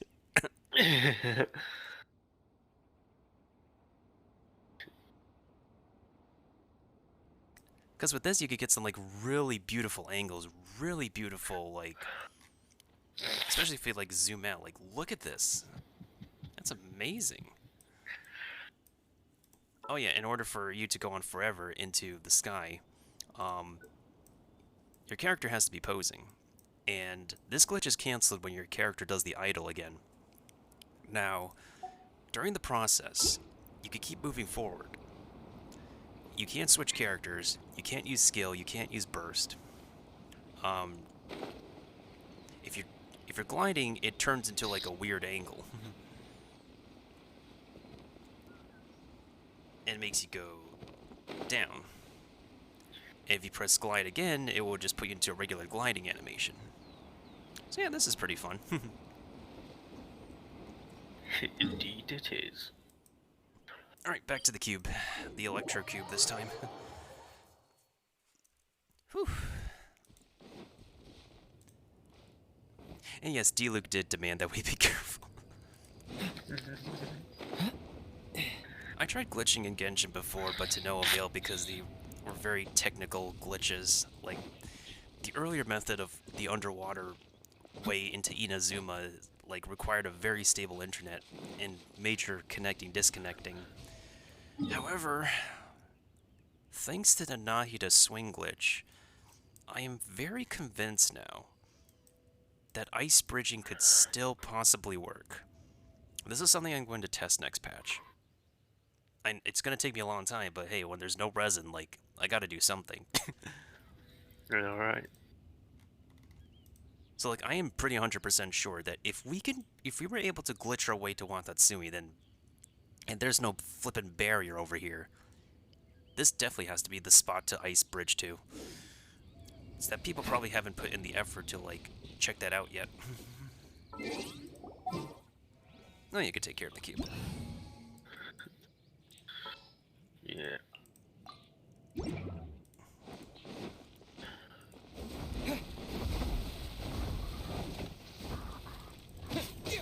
Flames! Purge! Look at that HP bar.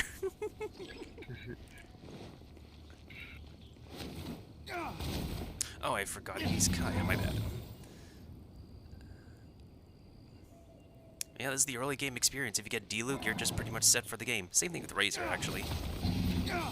I think I got him about 2 weeks after playing the game. Duke was my first 5-star. If I used Neon, it would have been easier. If I had Bending out, because you C6, then it would have the Pyro Infusion. Check this out. I got you covered. Yeah, apparently,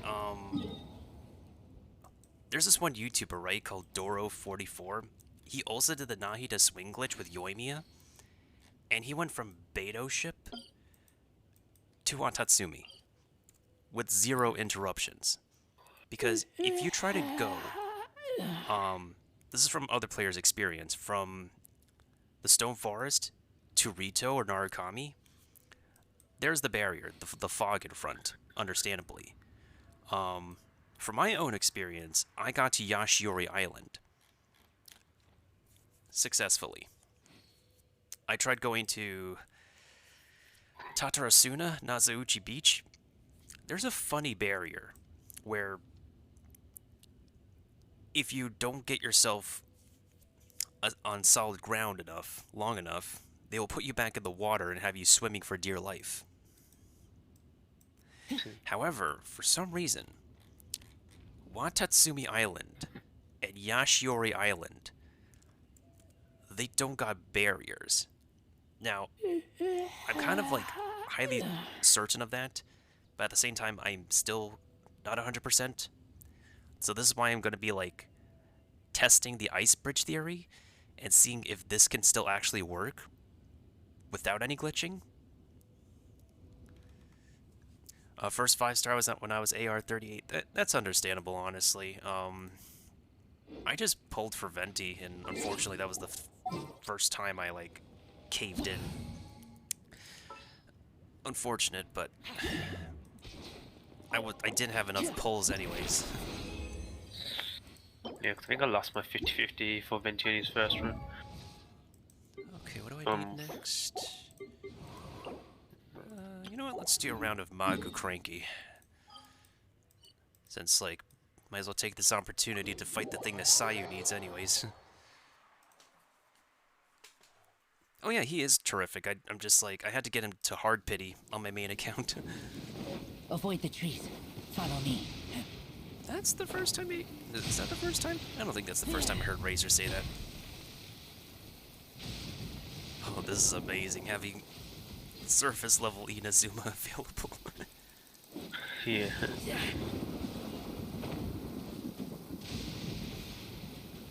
Yep, Venti is definitely great. It just makes your life easy.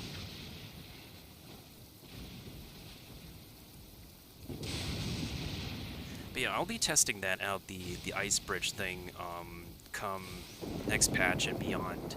If this glitch is fixed, then I do want to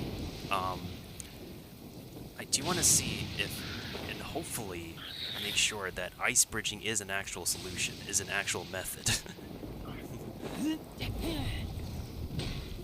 Because when people have done videos for ice bridging to Inazuma, they either like went the wrong way, or they already have Inazuma open, unlocked. We wanted to do it from the perspective that, like, what if you want to go into Inazuma early?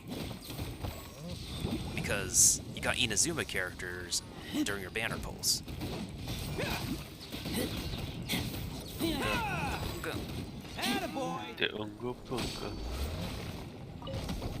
There we go. Alright, resin is spent. Sayu gets more of those. Perfect. Just a shame that he's only good in mono Geo teams. Goro? Oh yeah. If you want to like use him any further, you'd have to like turn him into a noblesse unit and have him like jacked up on ER. Yeah. Or like you could just do duo Geode for like interruption resist. Yeah. Yeah, it's quite expensive, like say if you have Ito, like if you have Goro Albedo, Zhongli. Yeah, true. We'll have more Geo units in the future. Yeah, if they can walk around it, because I know like you can always use like Noel for it. Let's need C6 Noel, and then I can just put all my artifacts or weapon on that from Ito to Noel. Yeah, fair enough. Otherwise, I'm not really so sure if there's anything else I want to glitch in Genshin besides like getting those specific areas. I will admit, like going under the water is quite something because you weren't here earlier, Raccoon, but when I was under the water earlier, I was joking and saying, "Hey, ladies and gents, this is apparently the the unrevealed test build of Fontaine mechanics." Yeah. Fontaine mechanics going underwater. Sounded like copium, but yeah, it would be funny if he was underwater on Tatsumi Island. You can see all the like fishes and all that stuff. You know, from when Kokumi goes to the under, is like underwater. And they like a funny like hidden Easter egg if you could. Yeah, from doing the glitch just to go underwater. I'm honestly interested what it looks like near the vortex for Enkanomiya. In all honesty, like what it looks like underneath all that water. Like, what does it look like as a... I think it's like some kind of cylinder. I can imagine. Like, it's a cylinder... A flashy cylinder that's covered up by the water texture. That's... I think I like saw a video game development video on like whirlpools and vortexes, and I think that's how they like construct it. Very interesting stuff. Oh, do you have an Animo or Pyro character? If not, I could just switch. I could just Sayu these leaves out of the way. Or I could just use Heizo. Yeah. Yeah. Yeah, because I have all animals except G.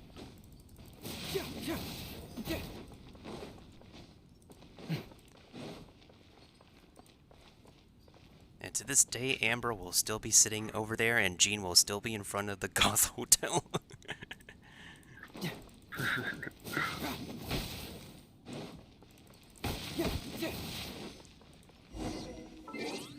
I remember there was that one artist where they did like different gadget characters like in like goth outfits. Yeah, you would think with all these characters they'd have more outfits and customization options, and we still haven't had a new one for a while. Yeah. The last one was Fischl and D-Luke. Mm-hmm. Yeah, well, the rumors for the next one said to be Lisa and Ayaka.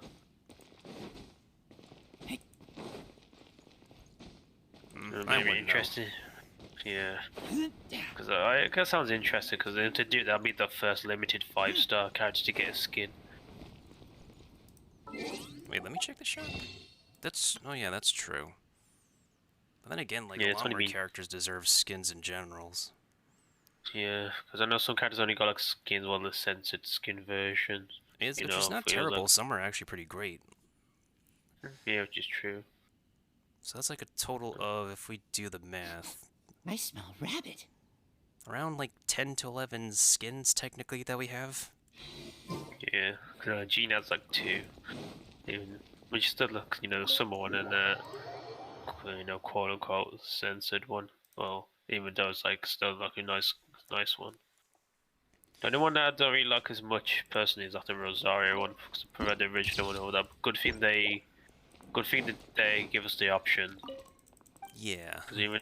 Because I only have to, because in the cutscenes and that, it will always be in that, you know, that outfit. Yeah, true, you were used to that first, and then they had to, like, give her the new one. Yeah.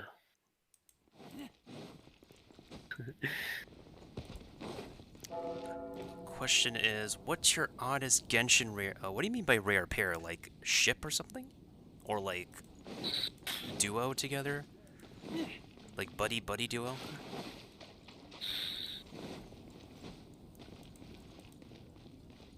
I never thought about that so much.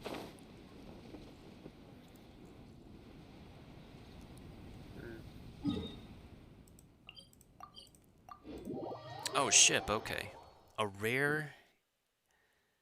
Oddest rare Genshin ship. The ships that I can think of are like mostly common. A lot of people would like vouch for them. Yeah, one I was thinking of one, but then again, don't think it. I think it's what people would choose, like Ayaka, Kazuha, even though even though they've interacted, well, even though it was only from that one event, the Iridori Festival. Even though the Kamisai do have a history with the Kaidahara. True. I guess an odd one would be Diluc or Kiching. Because, you know, they don't. Because they're.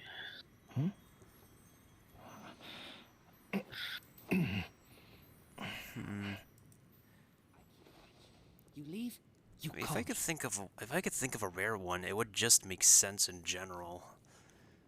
Yeah. Oh, why Diluc and Kiching? Well, it's kind of really hard to say because they're not really interacted as much as it. Okay. Yeah, fair enough. Anyways, because I feel like the rare ones could be like like say a usual pair or something, or if they never really interacted or was like, you know, lore wise. Because some of the ships can, you know, could be explained for one little part. Because like the Ventian Zhao ship is made because of you know, Zhao's lore. You know, he was like that Venti's tune calmed him down. Yeah, that's another thought. Yeah.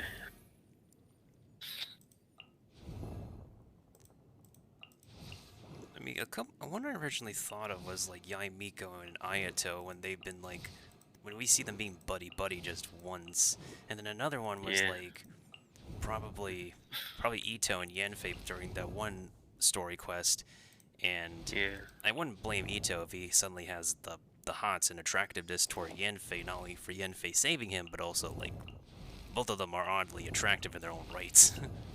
Yeah. Oh yeah, true. I'm hungry. I wouldn't be surprised if Yanfei would be in denial about like Ito's personality, as like goofy as he is. Like there is some charm to him regardless. Yeah.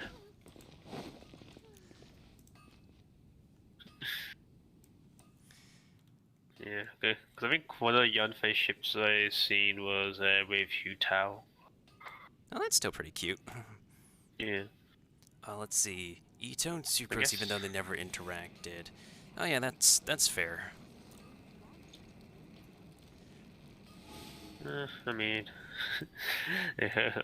So I remember one of my friends came over like a gun analogy when it comes to shipping people, it's like just having 2 doors and playing with them together. That's like an analogy they put when it comes to the shipping characters.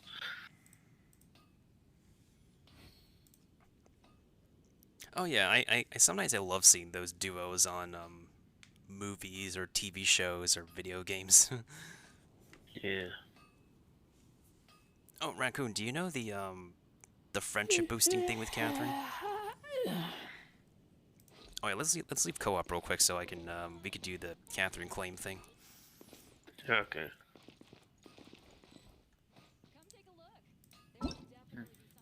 And this is why a lot of people on the Genshin Discord are requesting the help out of each other.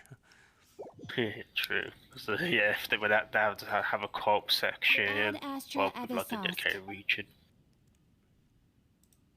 Alright, so join me now. Yeah, okay. Alright, so as you're talking to Catherine while turning in your dailies, have somebody join you, wait for them to land on your map, and do the claim, and bada bing bada boom, you get double points. So here, instead of me getting 55, I got 110. And That's how it works. Yep, and this is the way that people boost each other to get name cards faster, because co-op boosts name card progress. Yeah, I've been like on the ground collecting a bunch of name cards. I mean, on my main accounts, I've only been like needing to worry about 1 to 3 new name cards every time I get new characters, but otherwise, like, I still sometimes do it for characters I do build, but I didn't start like doing this Catherine thing until like later on when pretty much like over 50% of my original roster still needed to like get their name cards. The friendship meter boosted to 10.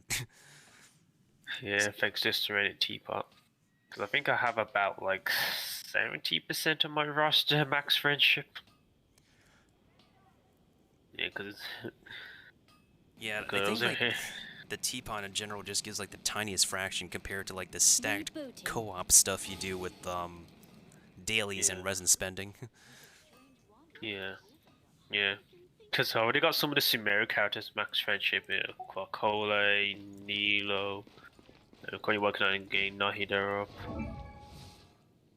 How many characters do I have in max friendship? Between my main account and my other alt, there's way too many, but probably over 20 at this point. The only character I haven't gotten max friendship to is Dory, but I haven't really bothered wanting to build or raise Dory. Oh, can we leave co-op again? Because I gotta claim other stuff from Catherine.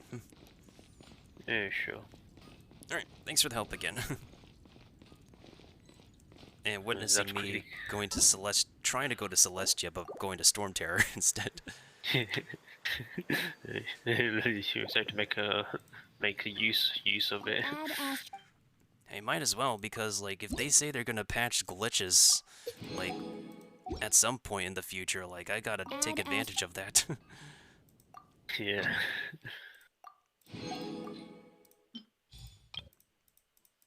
Is this because... Oh, I think it's because I need to be at a certain AR to unlock more spots for expeditions. Yeah, I have to be at a higher AR. There's the blacksmith. Nope, Paimon, shut up. There's the blacksmith. I love glitching. Let's see, did we get all the mail? Oh, not yet, we're still missing the last one on EU. So I've got 38 characters max friendship. Yeah, in case Raku wanted to know, because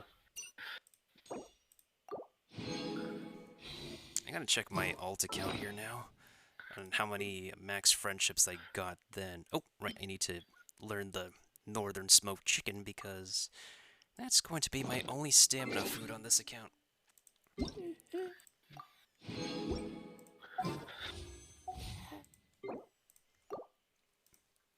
I actually have I have a main account, and then I have like this alt account that I have on multiple servers. This is the alt. Let me see how many characters I have here at max friendship. Because with my main account, I could just double that number. yeah. I mean, I have the one alt account, and because I got lucky, because on the beginner banner I pulled D-Luke, and then the free 10 fates to give you. I got Mona.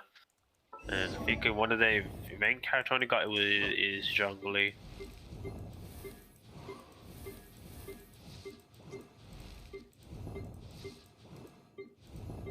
You know what's fun? Jidegasiki.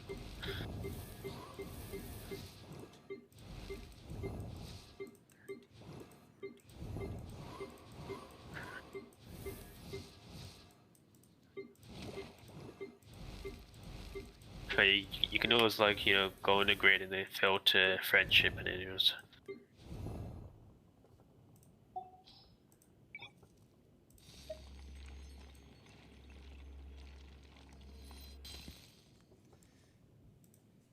Yeah, I know there's the filter, but I just want to check like manually so I don't lose my count. But it's definitely over definitely over 20. Fair enough. Did he lose count?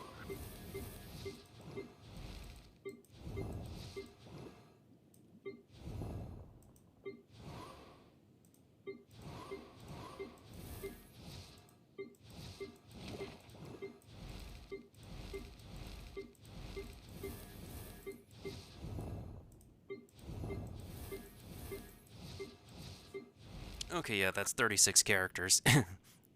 My main account would probably double that amount if we factor in 2 accounts.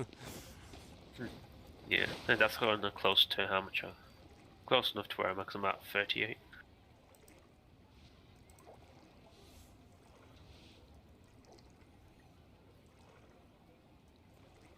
Huh, I actually haven't heard that before.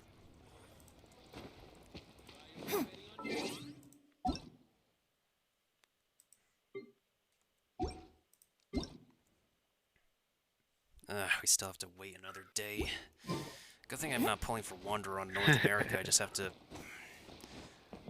I could try to pull for Wanderer later on SAR account, which I'm going to log into last to do the Ascending into Celestia thing. Is there anything I want to do on this account besides dailies? Dude, there's a bunch of Wanderer, then people co-op can just like, just mess around and just like glide around. True. Well, I guess that's what 3.1's gonna give people to do.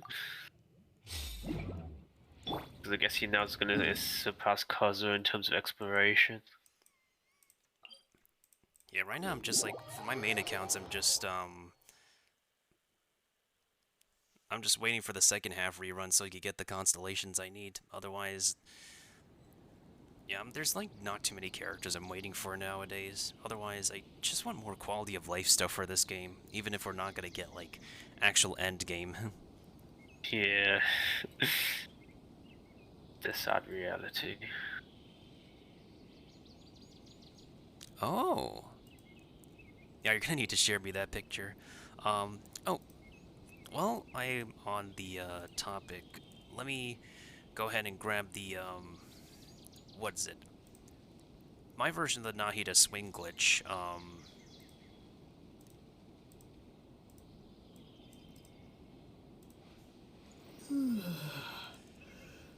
So that's my version of the swing glitch, and then the very popular reaction that exploded on YouTube was Doro doing the glitch himself. This thing got 1.5 million views. That's is it this one? No. Oh, this is 2.3 million views from a few weeks ago. That's crazy.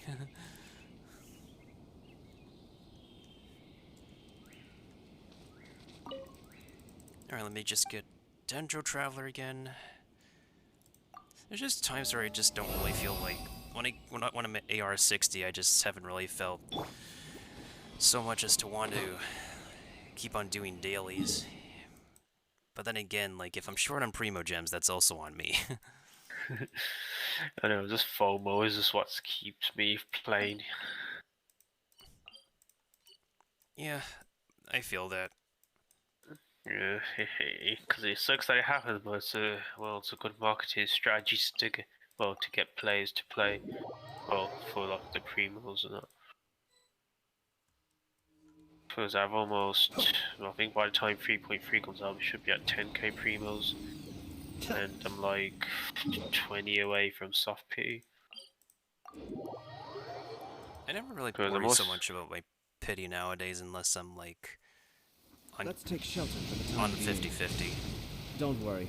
One of Yeah, my people I mean, will be guess here with I umbrellas guess for me, I don't have to momentarily. worry now that I work, because I can always like swipe as a backup. Because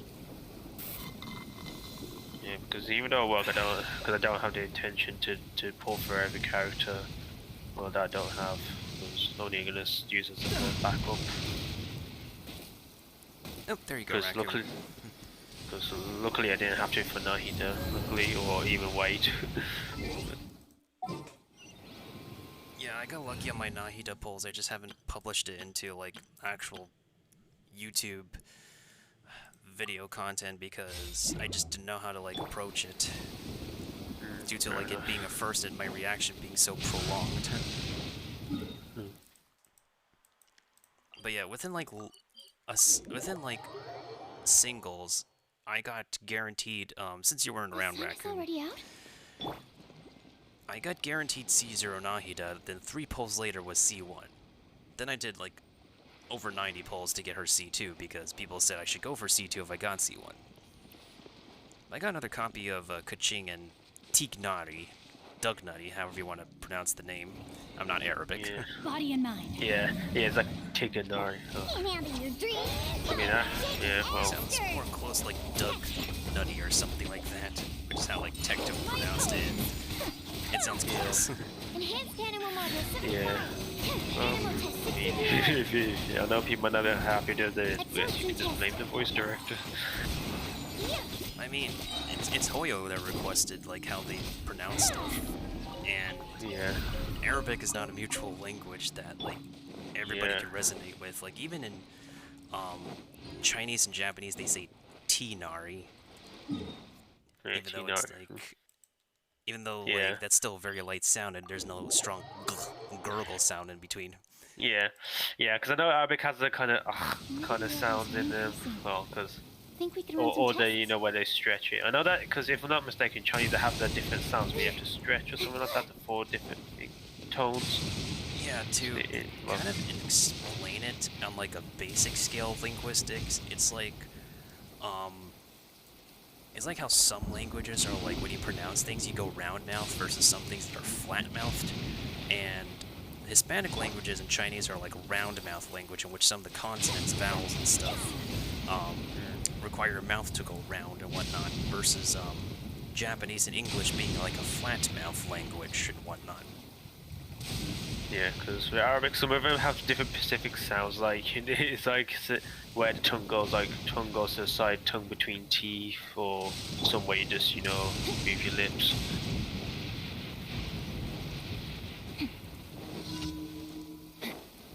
And to this day, I'm still trying to figure out how Symmetra's ultimate is being said.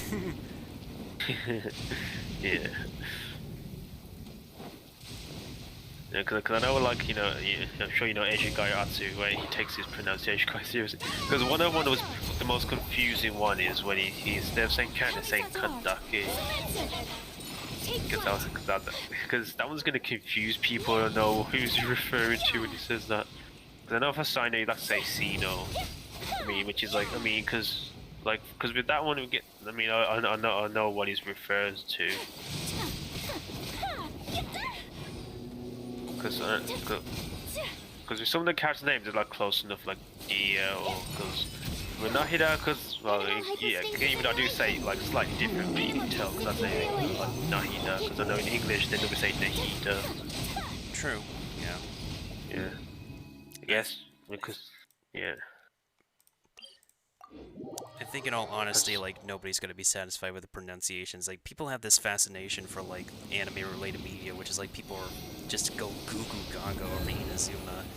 I'm slightly confused with Li Yue at first. Yeah. Because this is, like, the first time, one of the main times that Chinese culture, pop culture media has popped off. And then Inazuma came around, everybody went goo goo gaga over that, even though, like, its story could have been much better. And then... yeah, I mean, wait for Fontaine to be out, and just wait for them to hear how they're doing the French words. in all honesty. And because we have French players in the Genshin community, like, they're gonna be keeping an ear out.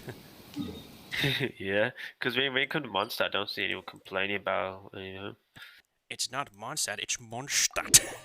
Yeah, exactly, yeah, Mondstadt. Because I know Japanese like Mondo. Yeah, because in Chinese, they say Monda. Mondo, yeah. And because the Japanese pronunciations, they go by whatever the Chinese script says and then just pronounce it their own way. Yeah. Yeah. Yeah, try to say you like Princess de Toulon. Because I was like, because with German friends I spoke to, I was like saying, how do you like, ask them like how do they say it? Like, it's like, you know, with the German accent you have to like, say, because you know it's like Princess de Toulon and so on that. Yep, I mean Fischl's or Amy's in German was not meant to be like perfect anyways, so Yeah. Isn't it because it's official con? Because, you know, well, you know, said players like as a character meant to be like have some sort of persona and that. Oh, because yeah, because like I read the head lore.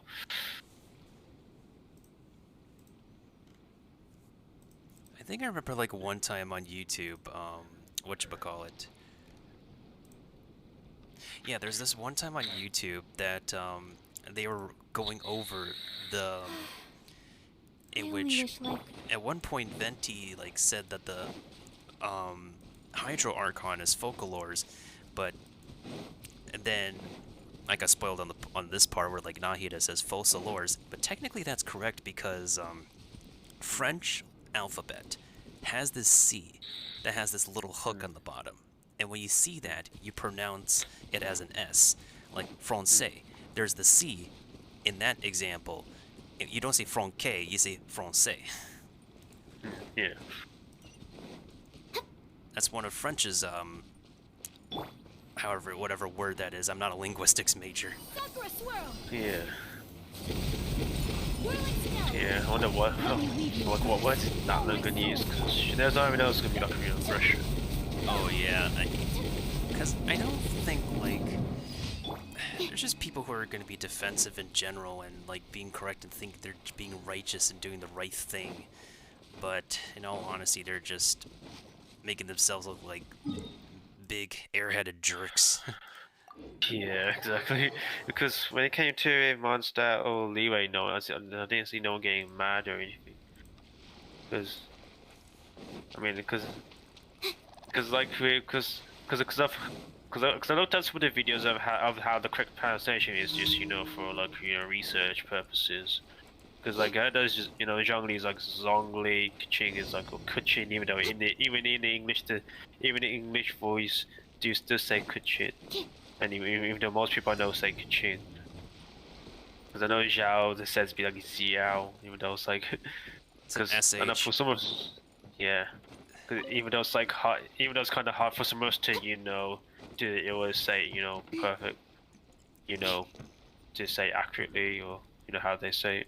Yeah, the English voice acting is supposed to be like a point of reference of how like we're supposed to say stuff, but like it's not gonna be 100%. Like even this is a practice in anime too, because like it's not on the actors for like how they say things. It's like what the client wants them, because there are times in like dubbing Asian media in which like sometimes the client will be like, you go, it's okay for you guys to try your best with how we pronounce things, but then there are some clients who are like, no, we don't want you guys to sound the way that we say things. We want you to sound like how an American would say it. So like it's like something that Ether's voice actor Zach explained when he was doing Demon Slayer. When he's doing Demon Slayer, the client for Demon Slayer like doesn't want the cast to say things like with the same nuances and pronunciation patterns that Japanese has. They want them to say in the way that a Westerner would say it. Like, because this is because you know, as the Western localizing. Yeah, because I remember because on the one in the stream when he was talking with Elliot, the voice of, you know, Tainari, you know, because he even talked about how you say it, and he even explained the whole thing, you know, as you mentioned, with how they want to say it. Yeah, if they paid them to like say it like that way, that's how they got it. That's how they do it. That's what they're paid money. That's what they signed a contract for. It's Yeah. it's something that kind of makes me like have some thoughts about getting into the voiceover industry. Like people tell me to get into it, but like it's not as easy as like people say it. Like you know how like this is also a pretty good comparison to like Hollywood. It's like you think like all the major stars in the industry right now like easily got into the industry.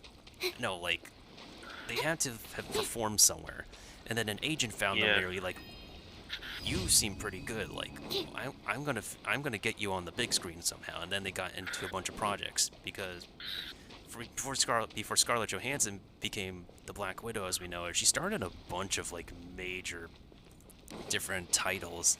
She even one of her first major roles was being in a bodysuit, and since then she took on a lot of different roles as well. And then suddenly she became Black Widow for the MCU.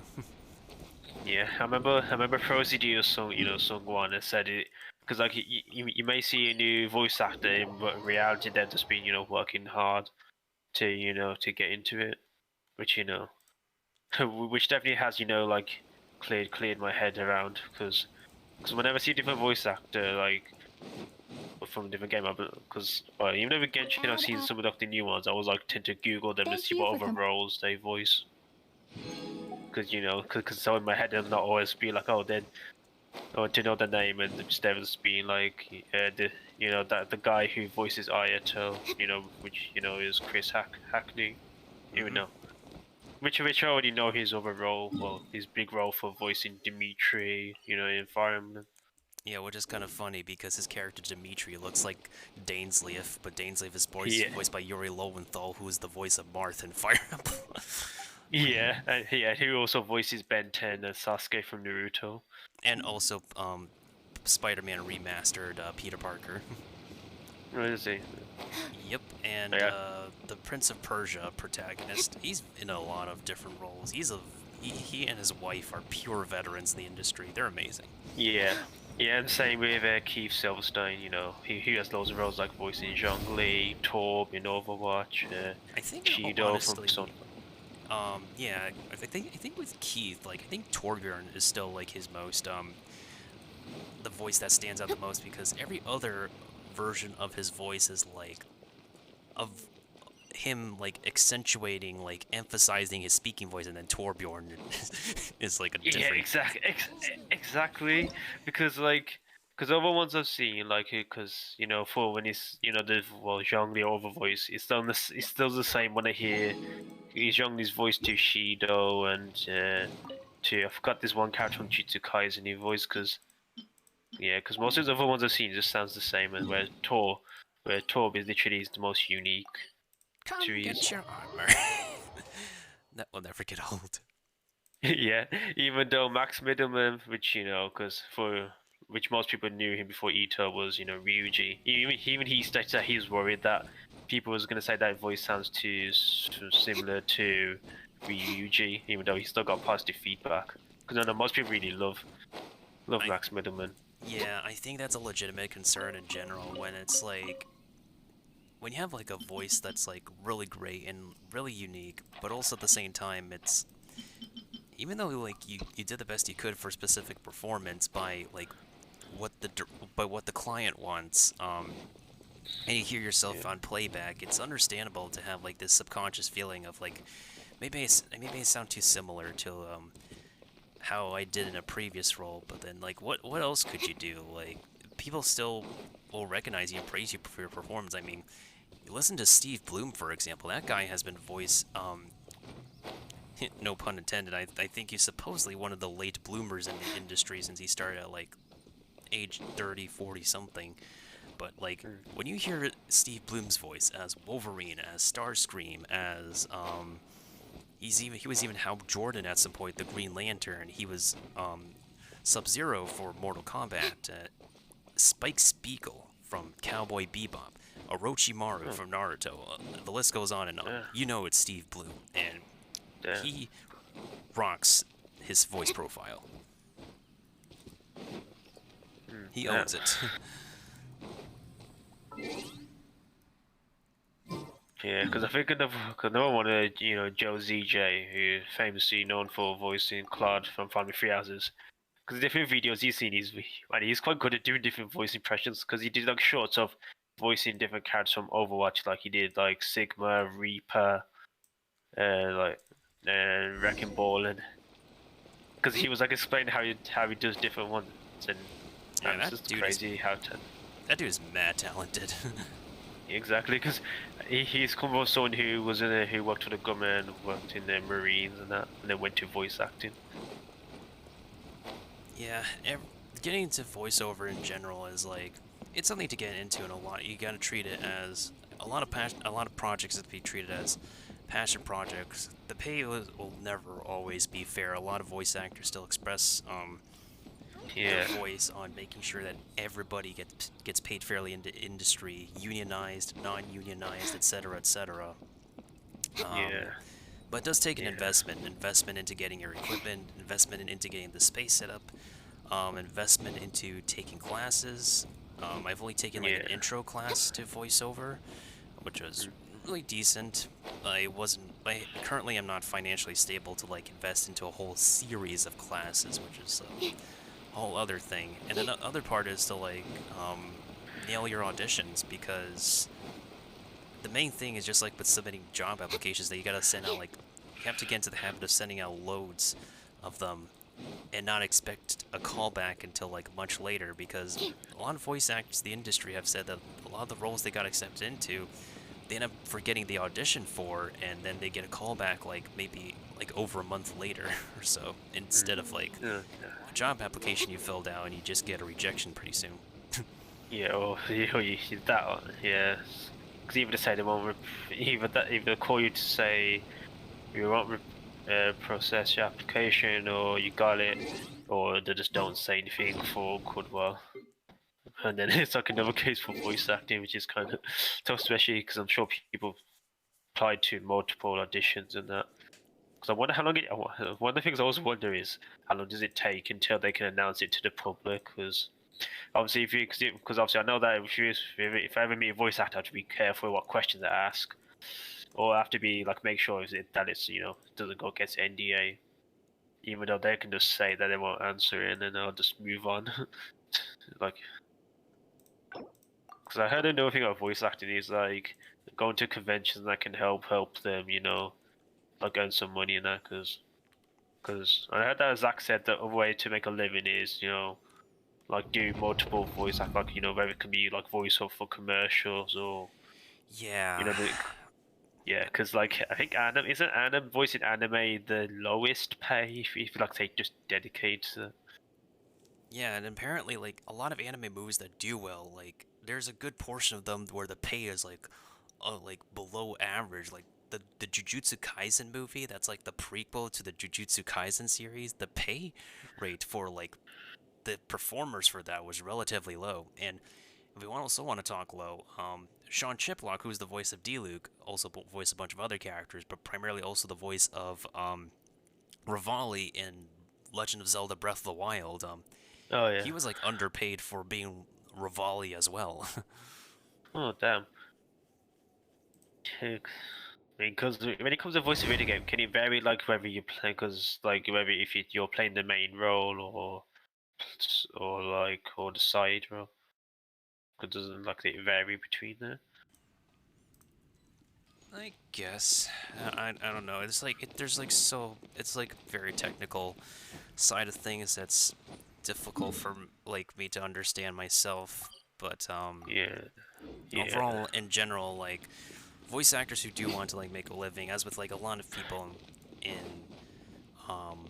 this goes for like the voice actors in both Texas and California, even though supposedly the rent is better in Texas.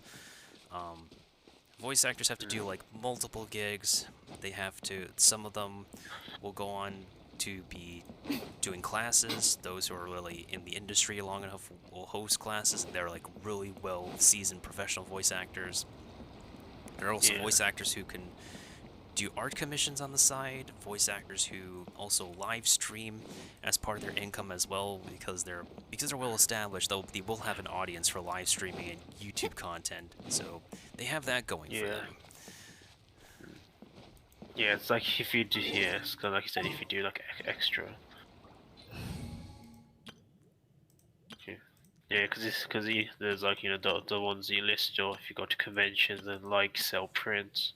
Yeah, the conventions is another major one because like if you're not being compensated or provided like for your traveling stuff, you got to pay it all yourself. And as one of the voice actors in the industry has said before, it's like it's a time where they literally could be working. Oh, Raccoon, I also forgot to say thank you for the posture check. Yeah, being at a convention is a time that they could be working, and I think the only voice actor is able to like I met the voice actors for Diva from Overwatch, one of the sweetest human beings on the entire planet. Her fiance is incredibly lucky to have her. Voice actor for Lucio is like really cool guy, and also I got to meet Troy Baker himself. Dude is really tall, like super duper like 6 foot tall, and every time I would like have a conversation with them and stuff, I would always like tell them like safe travels because like it getting to a local convention where I'm able to go to has to be like you never know if it's like a rough trip or like a smooth trip. It's always going to be quite a trip for them, and who knows if a trip really has a major impact on a person's physical, mental, and even financial well-being. I always tell them to like have safe travels because like you're really gonna need it. You want to make sure they're safe so you can hear their voice again performing in another role that you would probably enjoy if you if you absolutely love that voice actor's performance. Yeah, yeah. Because since I've been stuck on convention, I hope like the one day that they be able to tend that one of the voice actors able to tend to one of my local conventions. You know, because I know the only way is to contact the organizer and tell them which voice actor you want. Because I know that's like the way if you want that to happen. Personally, Like it's okay. So wonder if the voice actors if they're willing to fly to the UK, but it kind of depends if they can go to a nearest one. Because I remember Chris Hackney came to one in UK, but it was a bit further. Because I think Paimon's voice actor Karina Boget, she came to one of the conventions that was close to me, but I wasn't able to go. I mean, other voice actor that was cool to see is like Paul Castro. Known him for he voices Rindo from this game, The World Ends With You.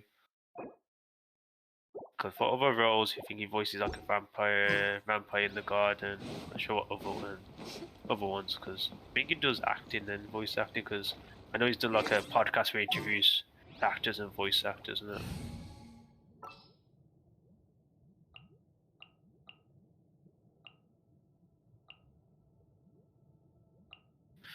Yeah, because after playing many games, it's maybe come to the realization of how much appreciate the voice actors and the work they do, and how much work it is. Because I remember Zach once said, as in, like people say it's a misconception that voice actor just involves doing funny voices, which I'm not gonna lie, I was kind of like that at first, and after looking at more work involves into like if it's a fighting one where you have to do the breathing and the attack, the grunts and that, kind of like how Zach does with Aoife and that. The main good thing is that Aoife doesn't have many lines. Is that he can save his voice for his other projects. Even though it's kind of like for the famous line for Windblade, I kind of wish Betty Aoife was actually in the final game, the way he swings Windblade. Fair enough. yeah, because it was so funny. Because from that one stream when Todd quite like how his beta voice was, because they like say this isn't some anime. I still find it very interesting that he loves to continue saying Windblade as his catchphrase, even though like he literally voiced other elements before saying other elemental voice lines. But I guess there's just something about Windblade that will never get old. Yeah, because I know there's like Terra Smash for like Geo, and there's like Lightning Blade or Propagate, which is like his Dendro one. 最近八重堂穿越异世的小说也太多了。 I'm just trying to think of what the heck they'll say like whenever they're Hydro travel like wash away or wash away. Yeah. Hydrate. So good. So good, so good. So good these. So good.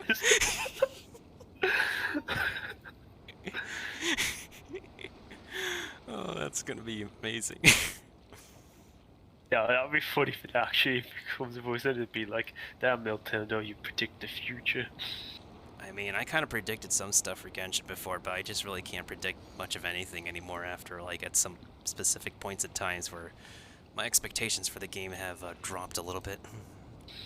Yeah. Yeah, because look at his voice line. Geo was like Terra Smash, Lightning Slash, and then what's Dendroids? Like Propagate or Scanner. Yeah, it was kind of like, they've had different stuff, differentiating between Animo and Geo for some time, between Lumine and Ether, and then they started saying the same things with, like, Electro and Dendro.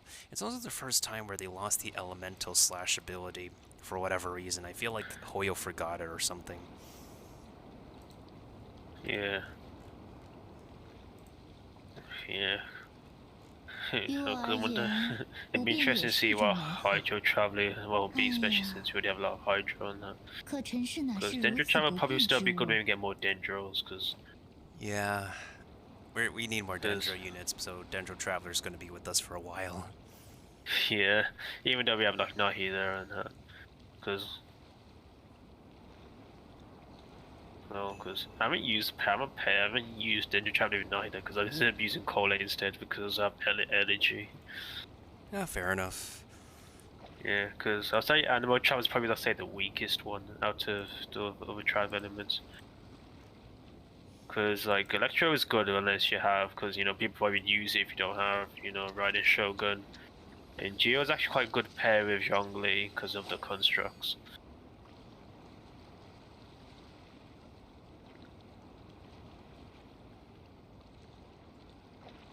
Oh, on that thought, let me just drink some water real quick, and then I'm just going to do one more Ascent to Celestia glitch on one more account.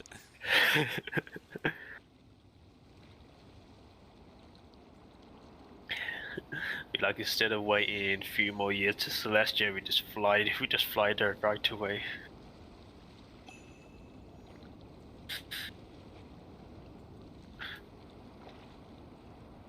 Yeah, the character story really what keeps up some of us to still play Genshin. Because it's like, you know, especially since you've got to probably wait like 3 or 4 years until Dane's Thief becomes playable. 最近八重堂穿越意识的小说也太多了。 And you always have to wait like once a year for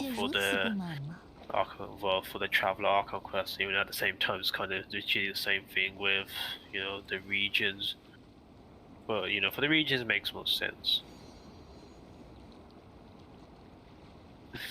Even though, because now that we finished, well, now that all the Archon quests came out for Sumeria, but people want to now know where's Fontaine. And once you finish all the one for Fontaine, people will be like, when's Natlan?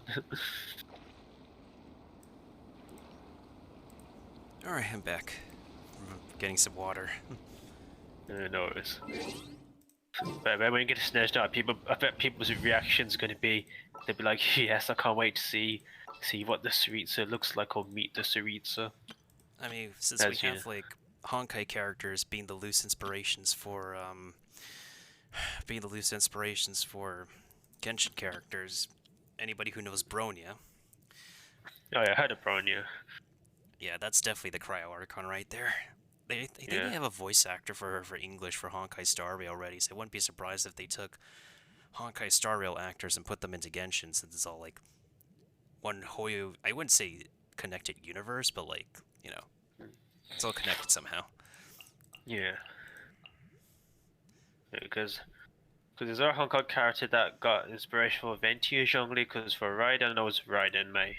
Because I didn't start knowing that until, you know, they showed that weekly boss form, because I remember that's when people showed the Raiden Mei form, and when Yaimiko first showed out, that's when how I knew about Yai Sakura. Because some of the characters I know of, because some of my friends who play Honkai, like, because I remember they mentioned Bronya and there's like Mobius. for the Honkai characters that I know of.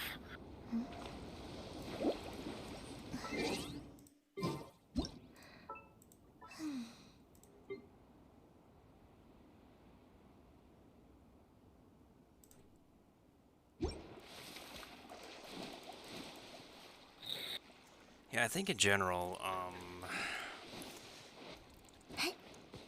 I still play a little bit of Honkai, but I think it's come to a point where I'm almost done pulling for characters.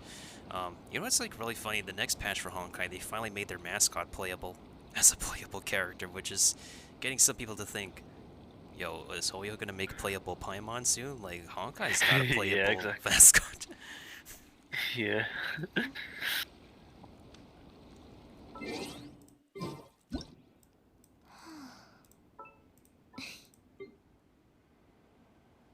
Yeah, because I remember there was like a theory, someone's like saying Paimon could be like God of Time or something, or have some form. Cause someone was making a comparison to the mascot in Honkai or something like that.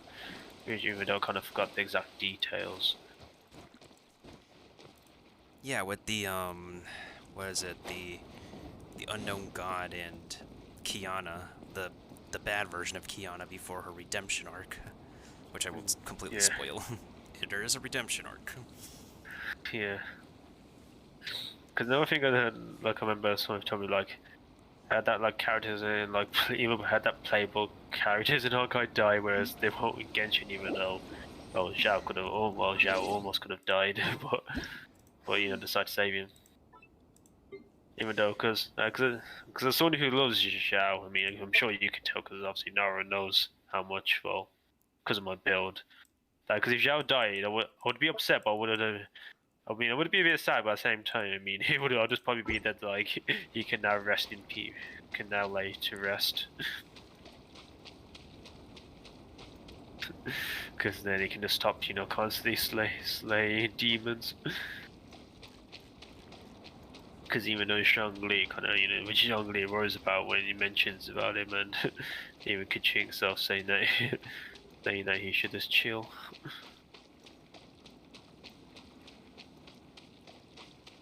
Am I walking on air right now? Cool. What's up?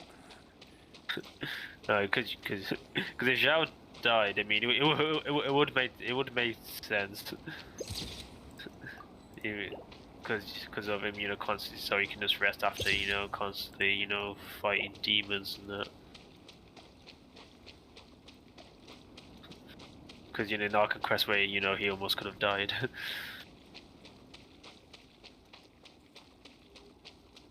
Yeah, true.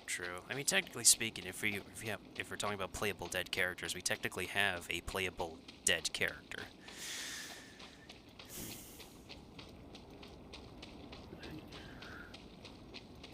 And we all know who she is. And she also has a sad story, kind of. Yeah. Yeah.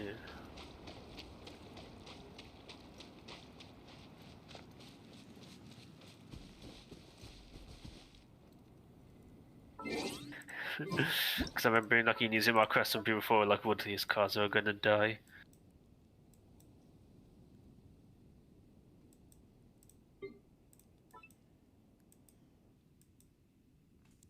Oh shoot, am I gonna fail this one?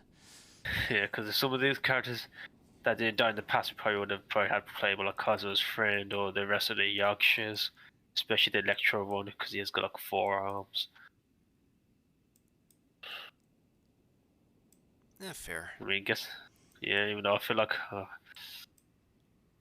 my crazy ass would probably would want to try to get all the Yakshas for that collection, just like I'm trying to collect, just as I'm collecting the Archons, even though. Because eventually Shang-Li got them on the reruns. And eventually I had to try for Shang-Li, I was able to just get Temple. And Raiden I was able to get, well, thanks to buying the $100 top-up, which I bought before refresh. Because I tend to just buy, because, since the bonus is not really worth it. Because, like, you get, like, 80 summons. Where then after that you just get 50. And Nahida, I got quite lucky. So I'm interested to see, even though it's going to be, I've got to wait next year to see, what it would be like for me to get the Hydra Archon. Yeah, but even though I have to see her kit first. Fair enough, Which fair is, enough. yeah, which is a long way. But not as long as the Saritsa.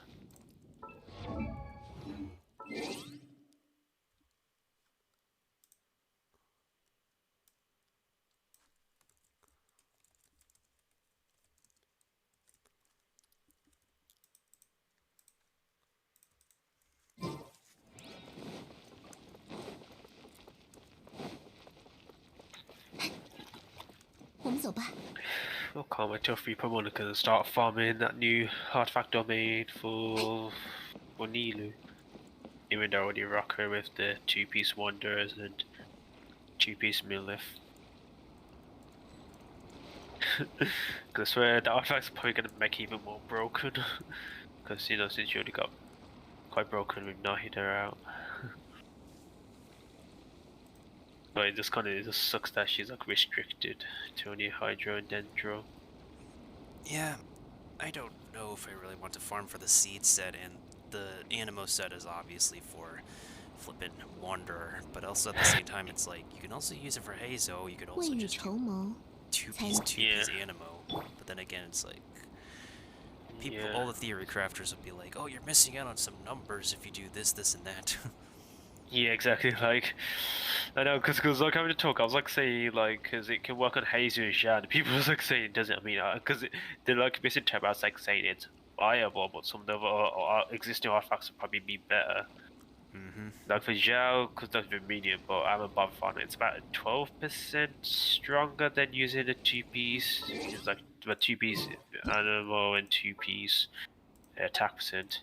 Because I was tempted to do it, but I just got to point it's not worth it because I already got crazy substats and I'm just gonna be burnt. It's gonna take me longer as it is.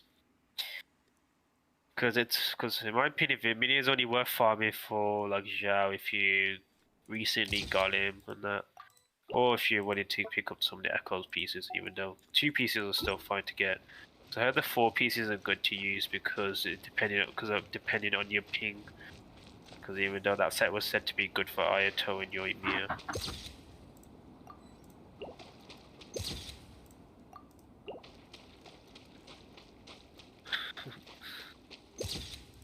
Oh, speaking of field crafters, I know Jeff has already just got a pre-analysis for Scaramouche, but I haven't seen it. Oh, you mean the videos? Yeah, because he normally does his pre-release analysis, but obviously that ties into League Switch. I haven't seen it myself. I think like the music is pretty cool for like the demo video, and I definitely need to like dig back into like Genshin lore to understand the character a bit better, because I don't completely like him. Like I am fascinated by his writing since he was first introduced in 1.1. Yeah.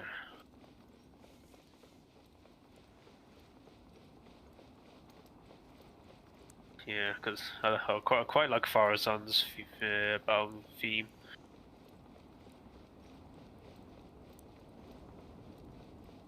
Because I remember I was like revisiting, looking at which of the different Genshin themes. Because I remember Zhongli's theme. Because I remember Zhongli's, Klee's, Hazy. Those are not the ones off the top of my head that I can remember. I guess I remember Yelan's because I guess Yana has a bit of the jazz tune in there, just like Farazan does. I don't know which other one has the jazz tune that I can remember off the top of my head. Yeah, Yelan's is definitely jazz for sure. Yeah. Yeah, because that's my reason why I remember hers.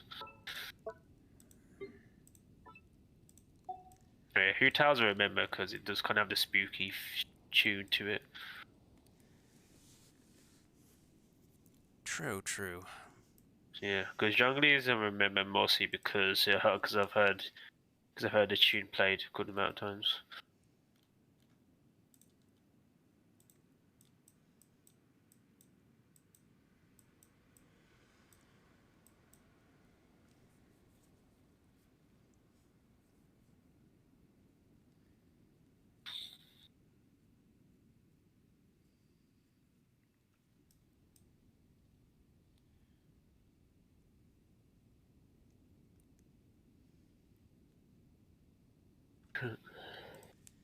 Oh, I definitely probably might need to take a nap after this, even because, well, then again, by the time my nap is over, the banner should have swapped down. We can get things done, anyways.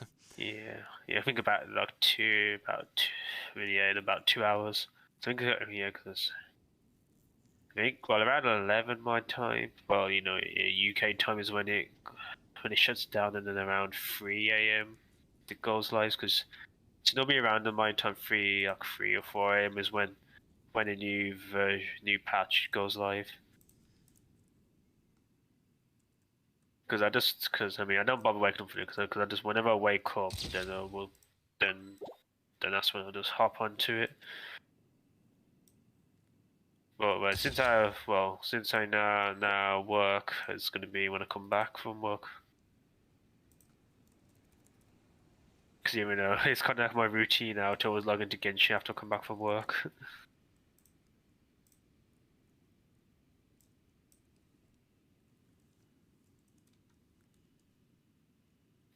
Either that, and then watch a latest episode of whatever season anime is coming out. Like from like Bleach, 1000 Year Blood War arc, and Chainsaw Man, which I haven't seen. Which Chainsaw Man episode came out today, which I haven't seen yet. There's a lot of anime I still have to catch up on, honestly. Because it's like, Yeah, there's just a selection of anime that are like, do I want to watch by myself, or is there's like some that I wouldn't mind watching with people? Of course, there's like a bunch of anime that has not safe for work innuendo that that's better off watching by myself. yeah.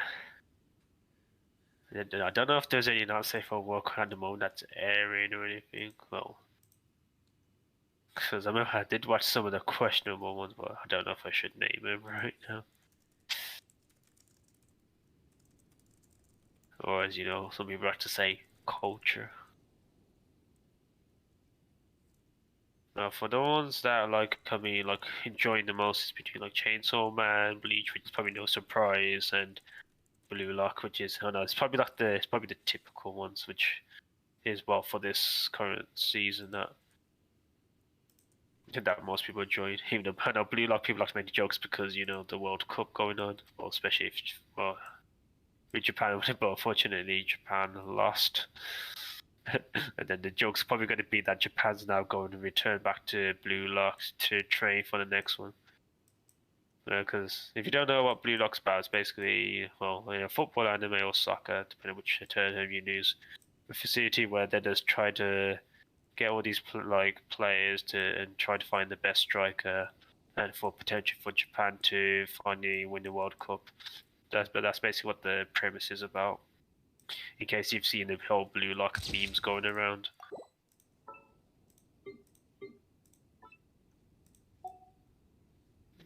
Because the thing that makes it more unique is it's like getting players to because as I explained, title to find the best striker and progress to World Cup. Because most sports I've ever seen is where it's like high school team, aiming to win nationals.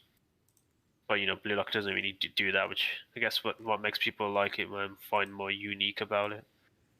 Well, I mean that's the one thing that's unique. Because one of the common things you see is like the effects of power pose, someone having like some sort of special ability and all that.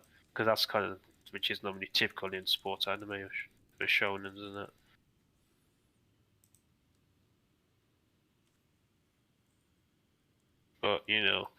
But anime will always have the typical aspects, and especially shonen. Because I remember when people also keep bashing Black Clovers, people saying it's like a rip-off of My Hero. But even though they're both so good in their own ways. But that's just how anime fans are, so what can you really do about it? Which is like the same thing about, judging Twitter for dumb takes, even though that's just the nature of it.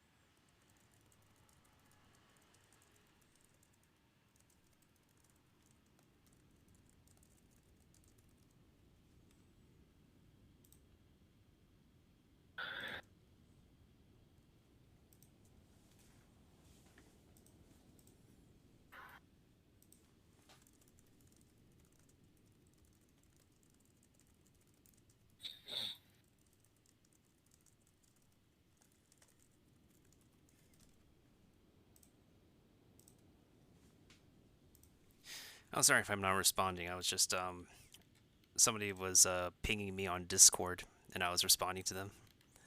Yeah, all good. And I'm pretty sure. How far have we been soaring? I am beyond how far I should be to get into Stormterror right now. I think at this point we could probably see like how far we could get into the sky. Yeah. Is the glitch able to go out to the map area to the restricted areas? From a YouTuber's point of view, you can. You just gotta keep on moving, and Paimon will try her best to stop you, but she can't stop you. Yeah, because I've seen it before. Because I remember this was like because it was like when someone broke through the chasm area, you know, which was before the chasm, could had access to it.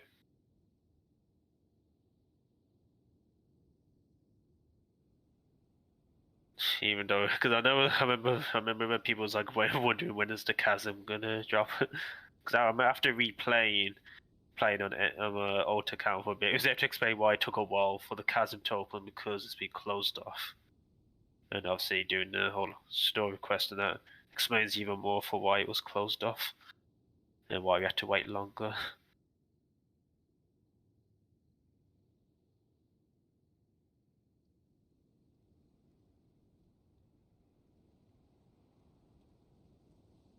And I've probably been rambling on too long.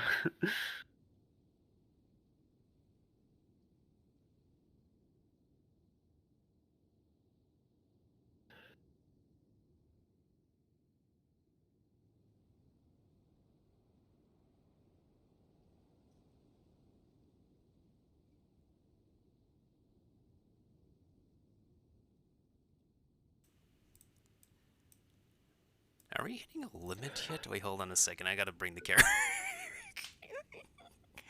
Well, looks like Kokomi is about to go to Celestia.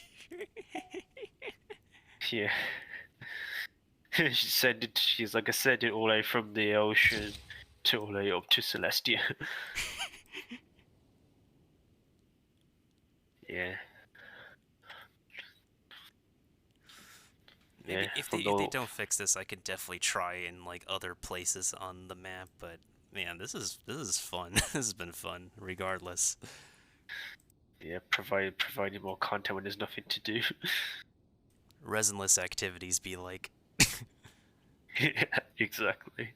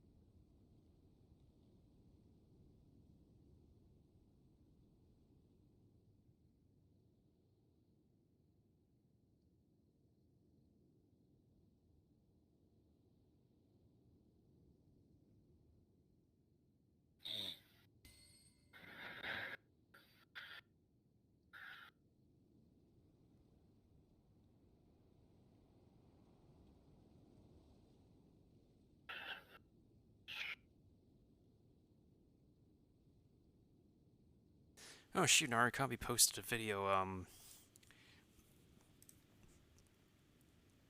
about a couple hours, 30 minutes ago. Guess he wasn't asleep yet. I should be resting, but like I kind of want to stay up till I get stuff done before the banner switches happen and possibly before glitching is patched. Yeah. I think it's about 2 hours left.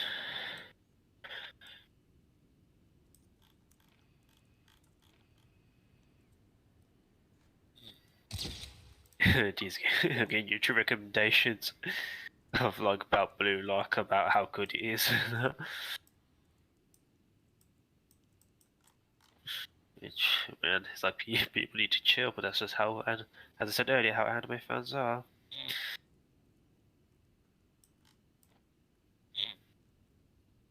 Because I do enjoy Blue Lock myself, even though I'm not really much of a soccer fan as I used to be. well, also playing it than watching it.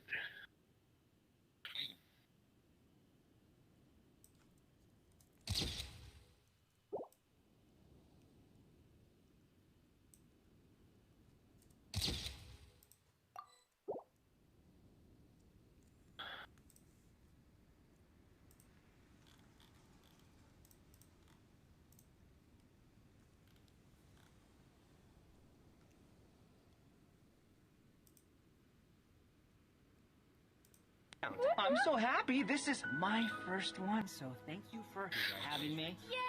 Doesn't it feel good? Yes. Doesn't it feel good to feel special? Seriously, do you feel special? I really do. Thank you.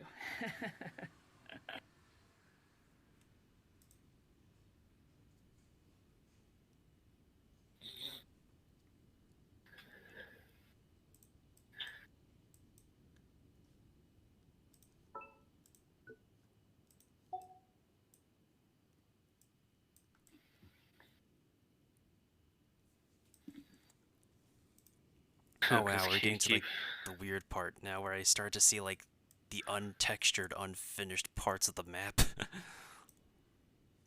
Oh yeah. Yeah, because I did see a video of someone who got to the text part. Yes, I was like, wow, you can actually see some parts of Sumeru and stuff from. Oh, there's the alert.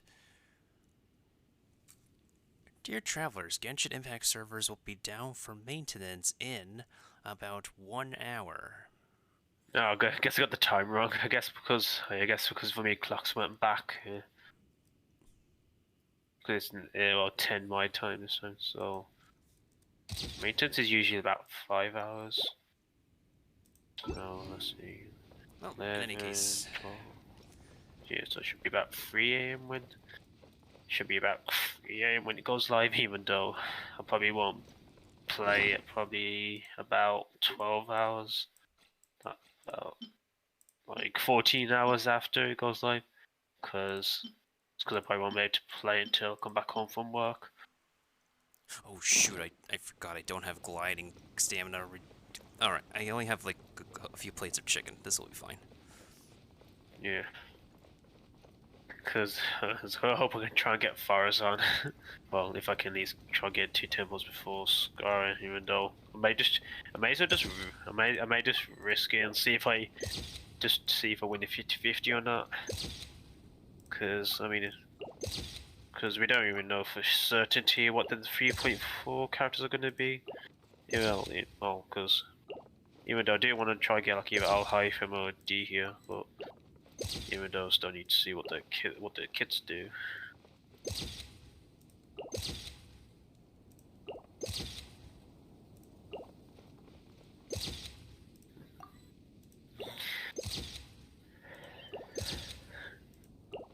It'd be interesting if like this glitch is still around, and then what would happen when you use Scar's like ability to fluff to, while also using this glitch would be interesting. Well, if it's patched or not.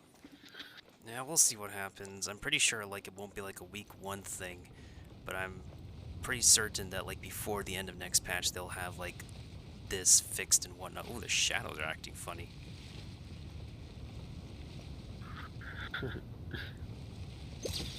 Oh, I can see Celestia from the Kokomi's going the wrong way, but it's okay. We're not going that way.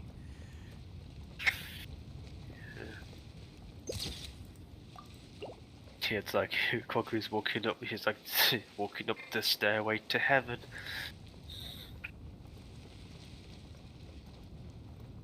Yeah, it's kind of fun now because I originally wanted to do like a glitch where I send my character high into the sky, and so I'm pretty happy right now.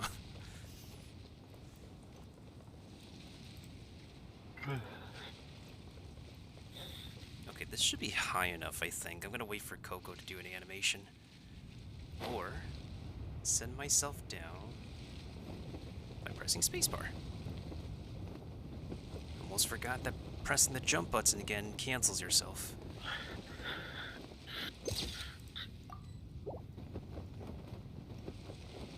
And if it was Shishao, he could just plunge down and not worry about dying.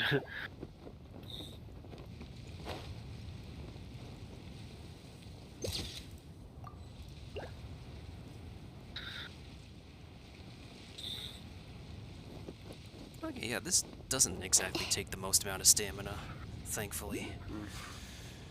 Yeah, man, imagine if we got more stamina from the electroculi than dendroculis. Yeah, we would be pretty borked on that at this point. Yeah, I mean, I still collect them regardless, just for, you know, maybe because completion's sake. Yeah, and they give extra Fremo gems and stuff. Yeah, that too. Even though I just look at the interactive map to find them.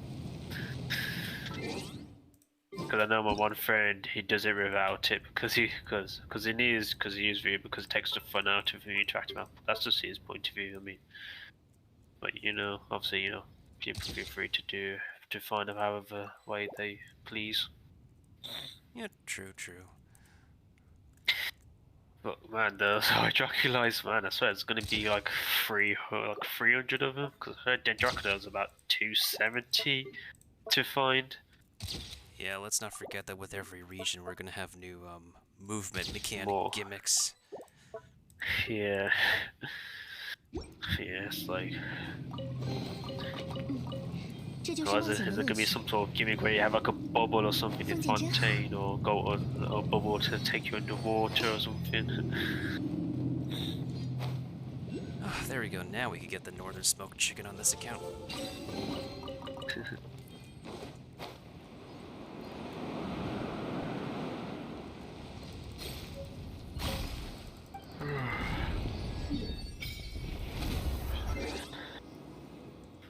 Which server is this one?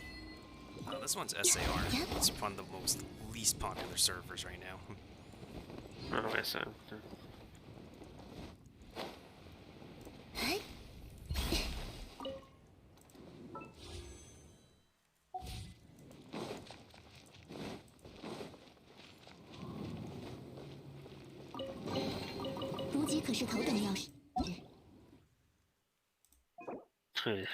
Is that a royal book? Oh yeah, for the crit rate Kokomi build. Oh yeah, gotta go Jikiki Chad route too.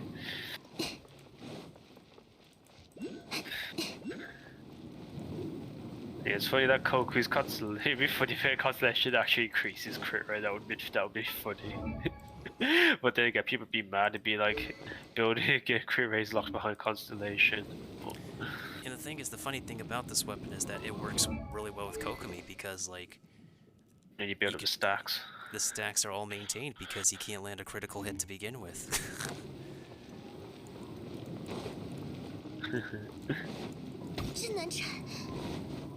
Yeah, but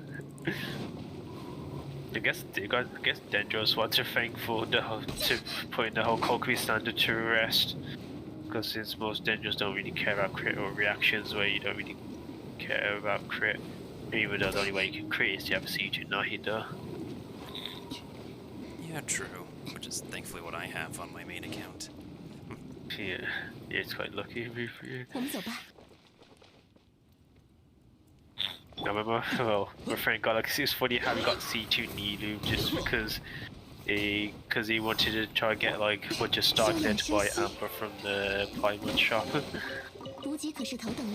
Even though the use first two constellations is quite good because it increases the duration of you when you with the aura when you do the E skill and then normal attack twice into it, and then C2 does Hydro and Dendro Shred. Wait, for which character? Nilu. Oh, right. Man. Yeah, because that would be so good for like Vaporized team if he wasn't restricted with that one passive. Yeah. Because then you can't use Bountiful Cause and that if you use. Because if you use something that's outside of Dendro Hydro.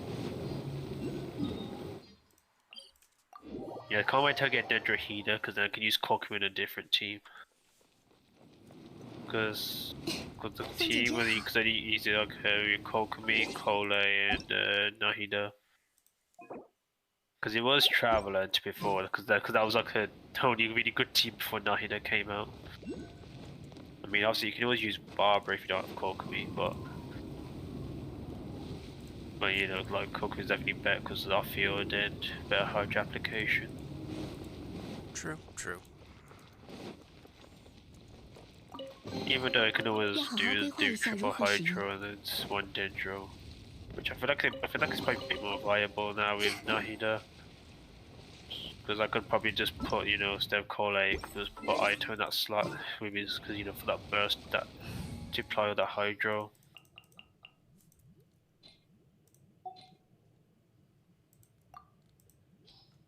Even though I should try to do it where like, because I think I messed around where you used like puller with Bennett, Kazuha, and then I forgot what other slot I put in.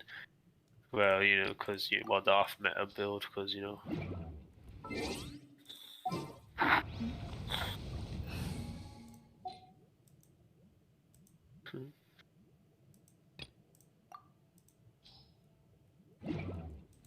Because I remember when I first found out about they had a restrictive passive, I almost made a comparison to Ito, even though the only thing is Ito you can do whatever, just that Monojuice is only really his like really best team, yeah.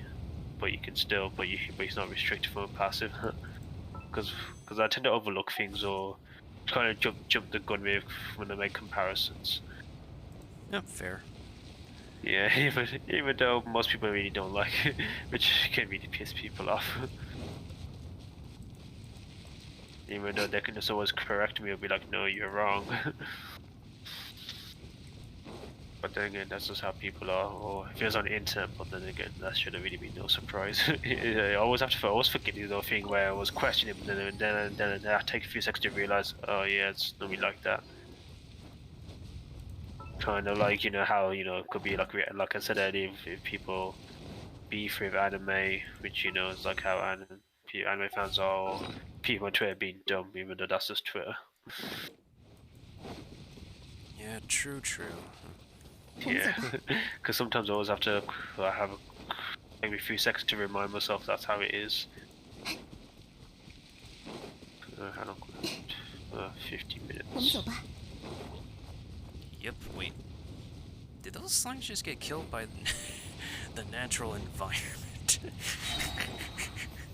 Okay.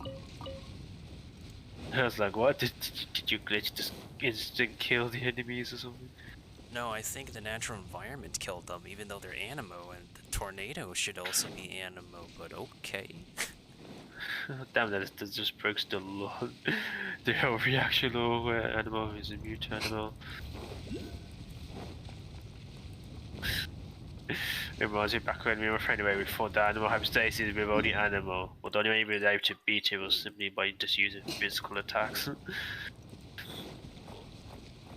I think I remember I saw this thing once where, like, I watched a VTuber get carried up by their tornado in Storm Terror's lair.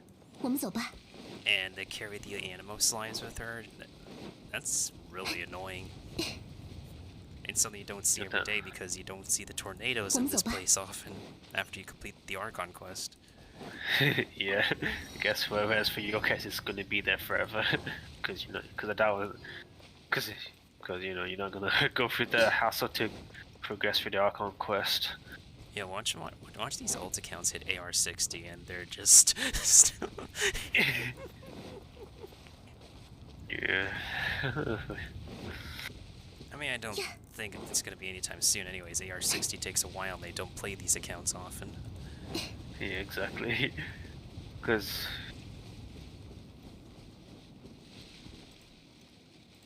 Yeah. Because it's gonna take, well, cause it takes, yeah, because unless you like a day one player, max resin refill. I don't even do resin refreshes. I just usually save my primo gems for the pulls.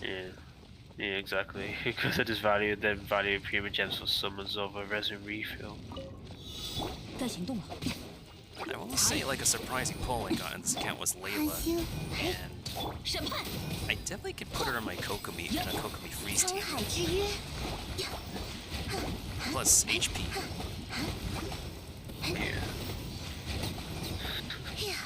Why is it that there's always one slime who wants to run away?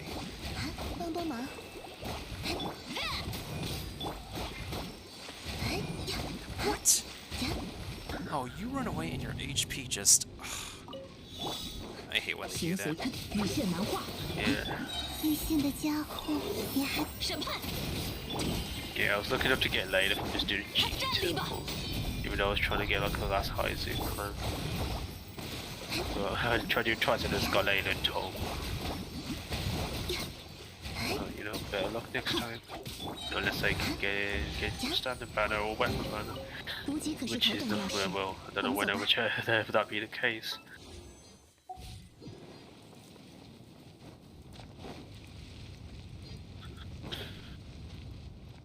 Because even the weapon banner was like nice enough to bless me a Kuki Shinobu, which I haven't had.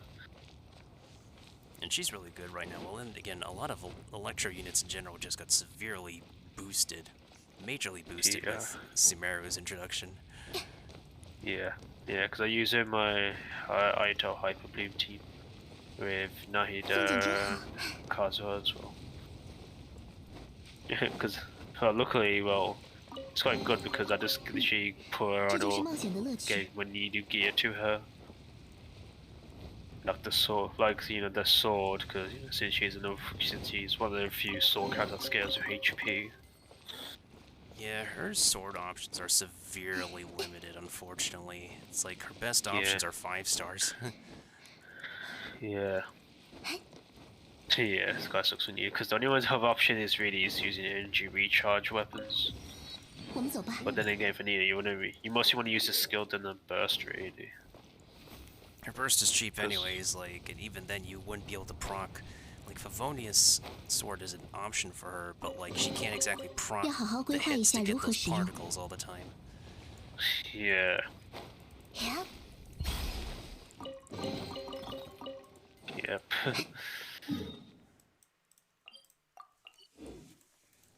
Yeah, because when you live remote gear has about like 70, it's about 1,000 off from reaching the HP cap.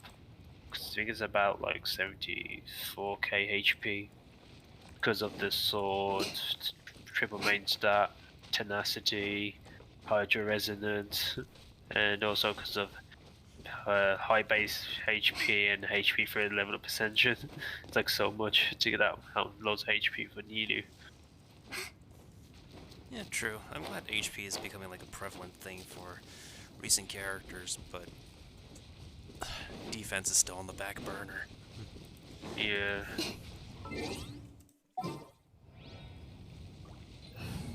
Yeah, because are they gonna release a defense character that's not Geo? I mean, I know there's Zinyan, but that's mostly C6, and it's because which you only really want to use for using charge attack. 别担心。 Even though Red Horn kind of helped for that niche build for using to use Zinyan C6.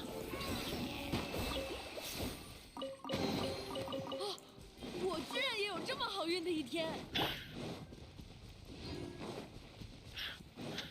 Because it'd be good to know. Because I wonder if they're gonna make more Hydro characters with HP. Because it's like Kokumi, Barbara, Yelan, Aito. Thing. Oh yeah, does he scale? He does scale with HP. So far, it's just Tartaglia and Mona that don't scale with HP because they never thought of the HP resonance to begin with. Yeah.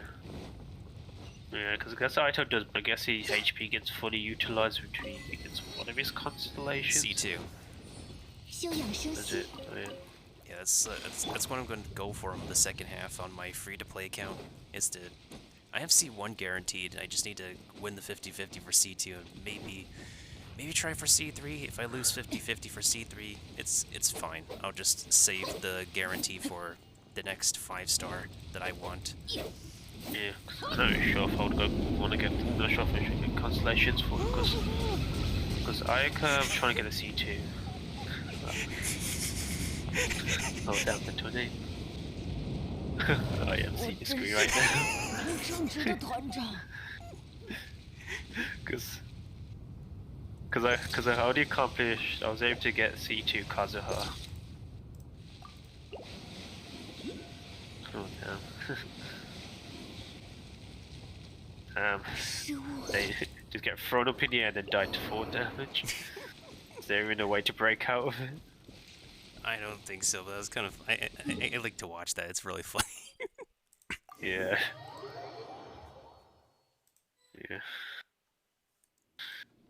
Yeah, good thing I have your good thing I've got your stream on to see all the mischief.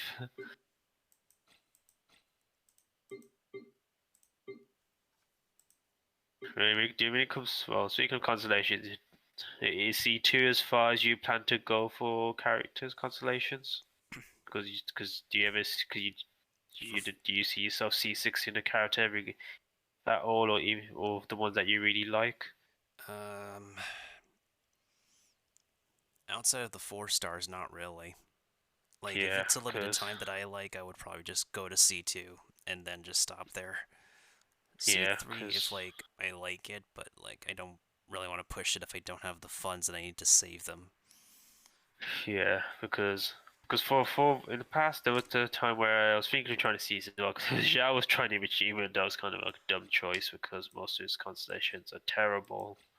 Because of her, which he has pretty good constellations, I was thinking of. But after getting C2, I've already come to the point that that's when I started changing my mind, and after a friend had this discussion with me, which you know he made a good point, because whereas the high I got C2, which is like my stopping point for him.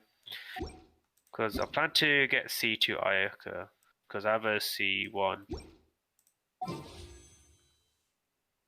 I don't know for which other character. Because Aito, maybe, depending if there's no other character I plan to get. Because for this one, I don't really plan to. Like for now. Even though I know that most people's argument is there's no end game, it's pointless getting constellation, which you know, fair point. But Okay. But yeah, what was I saying regarding... Oh yeah, I already said what I wanted to say. Oh, interesting thing on this account. I got 2 Skyward Blades back to back on the standard banner for whatever reason. Damn. The separate refined. I'm definitely not refining these. Like, I'm giving one to Benny, and then I'm gonna keep a separate one for somebody else. Maybe Jean? Possibly.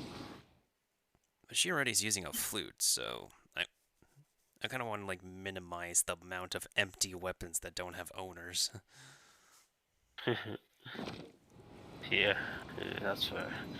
You know, because my dumb brain already refined my Skyward Blade, because I only got like a 2R2. Even though I don't have genes, so I guess it's not really a big deal. Then I probably have a plethora of weapon options. Because I already refined all my Lost Prayers out, because I've got R4 Lost Prayer, which I use in Yonfei, because I have a Skyward Atlas, which is R2, which I use on Hazel, because I mean I have some Witsifs and then Solar Pill, which in the next patch I'll be able to then get R5 Solar Pill, because I've already got R5 of Serpent Spine and Black Sword. Because after that, then the next goal is to then get R5 Deathmatch and then R5 Viridescent Bow. Fair enough. Even though, because I've mostly just been buying a battle pass for resources, really. That's just really been the main reason.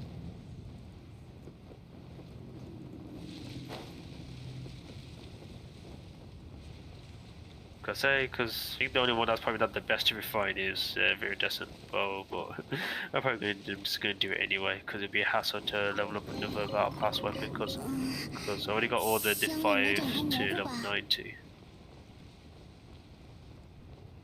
Because if I had to say which one to choose, it would probably be Serpent Spine, between Serpent Spine and Deathmatch.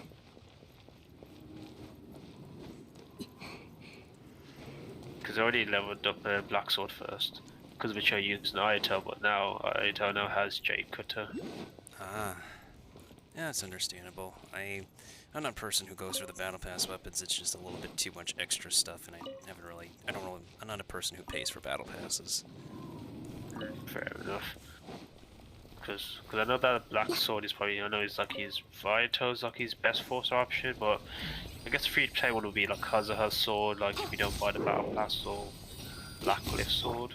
I mean, flute could be other option. Amino Makaku, which is also pretty good for him, also aesthetically too.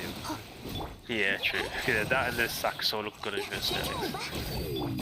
Yeah, I guess it's, yeah, I forgot about that because I used that in Ayaka. 别担心。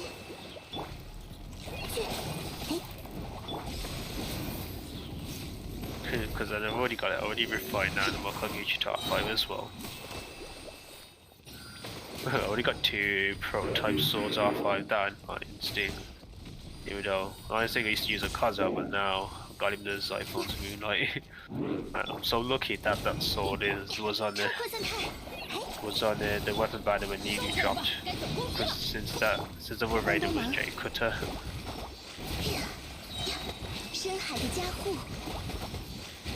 Because I remember my friend showed me about it because from before they officially shown and how good it is for Kazuha, and it was kind of sad that we thought it was going to be the free event sword, which wasn't because it was that that spear. Yeah, but then luckily it was on the end. I was able to get all the refinements because I got 4 copies before I got the key of Haja, and then after I got that. After I got the reach to all the epitomized path, because I just did an extra temple and then I was able to get my last copy without going through the struggle. And that spear ended up being for Sino, even though, like, if you don't have him, it's just another Xiangling weapon or somebody else who needs it. Yeah, Xiangling. Yeah. Xiangling is pretty much the polearm Archon. Yeah. Yep. It's simply because if it's attack energy recharge elemental mastery, it works on her. Because I guess if it's HP, well, really, because I mean, Vortex Vanquisher would. No, that's attack. I thought it was HP, because if it was HP, then it wouldn't be good on Zhongli. I mean, it's Zhongli's aesthetic weapon and his like lore weapon in a way. Yeah. I guess because he didn't have HP scaling until they buffed him. Well, he's had HP scaling to begin with, but like they gave him like more stuff for the HP buffing and stuff. Yeah. Because I took look Google, BRB.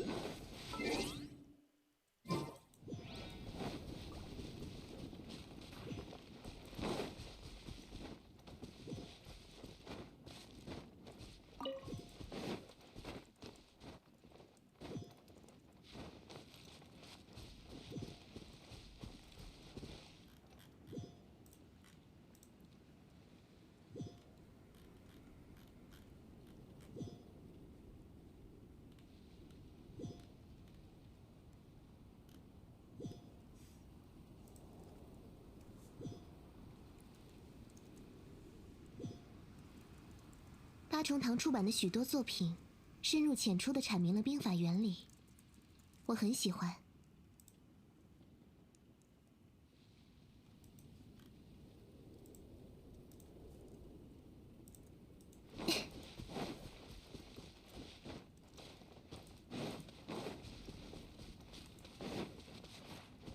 我们走吧。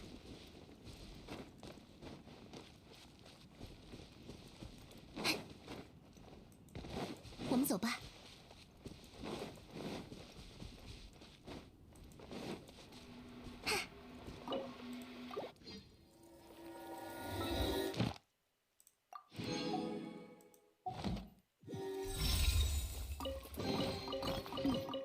这就是冒险的乐趣。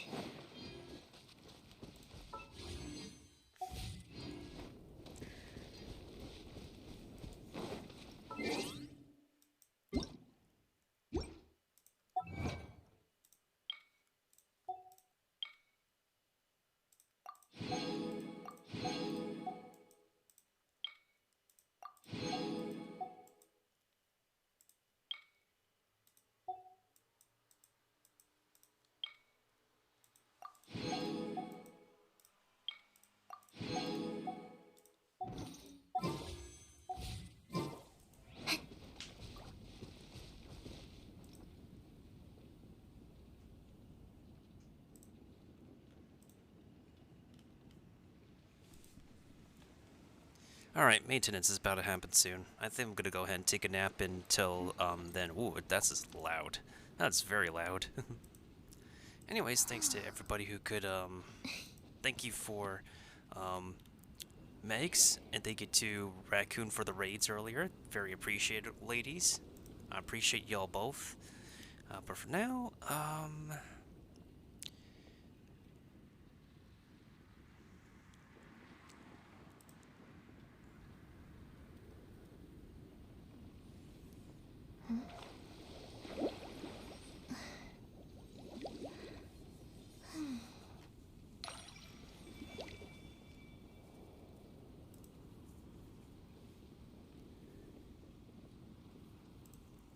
you know what, I think I'll go ahead and raid Timothy Randy.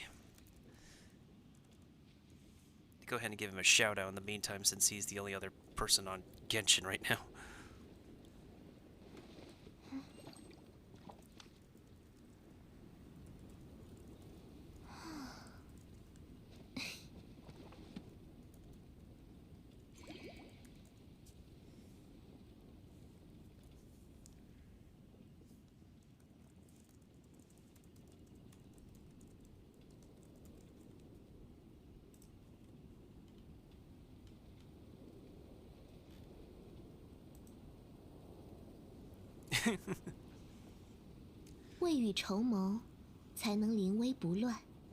Well, I guess I'll see y'all later for the Wanderer Pulse sessions, and afterwards we're going to do some Honkai Impact. But otherwise, hope y'all stay safe, stay toasty, stay amazing. Thank you to Eternal British Boy for helping me on my glitch adventure, being witness to my glitching adventures, and hopefully we could do some more glitches in the next patch for Genshin Impact. Stay tuned, y'all. Keep in touch with me on my socials. Hopefully I'll get another Genshin YouTube video or TikTok out, or anything else that I post to YouTube or TikTok, and hope to catch you all in the next session, wherever we go, whether it's Teyvat, Planet Ida, or another place of adventure for Mr. Meltendo. Because Mr. Meltendo is signing out, and stay hungry for the next stream for 2023, the next great games to come out, and y'all know the rest.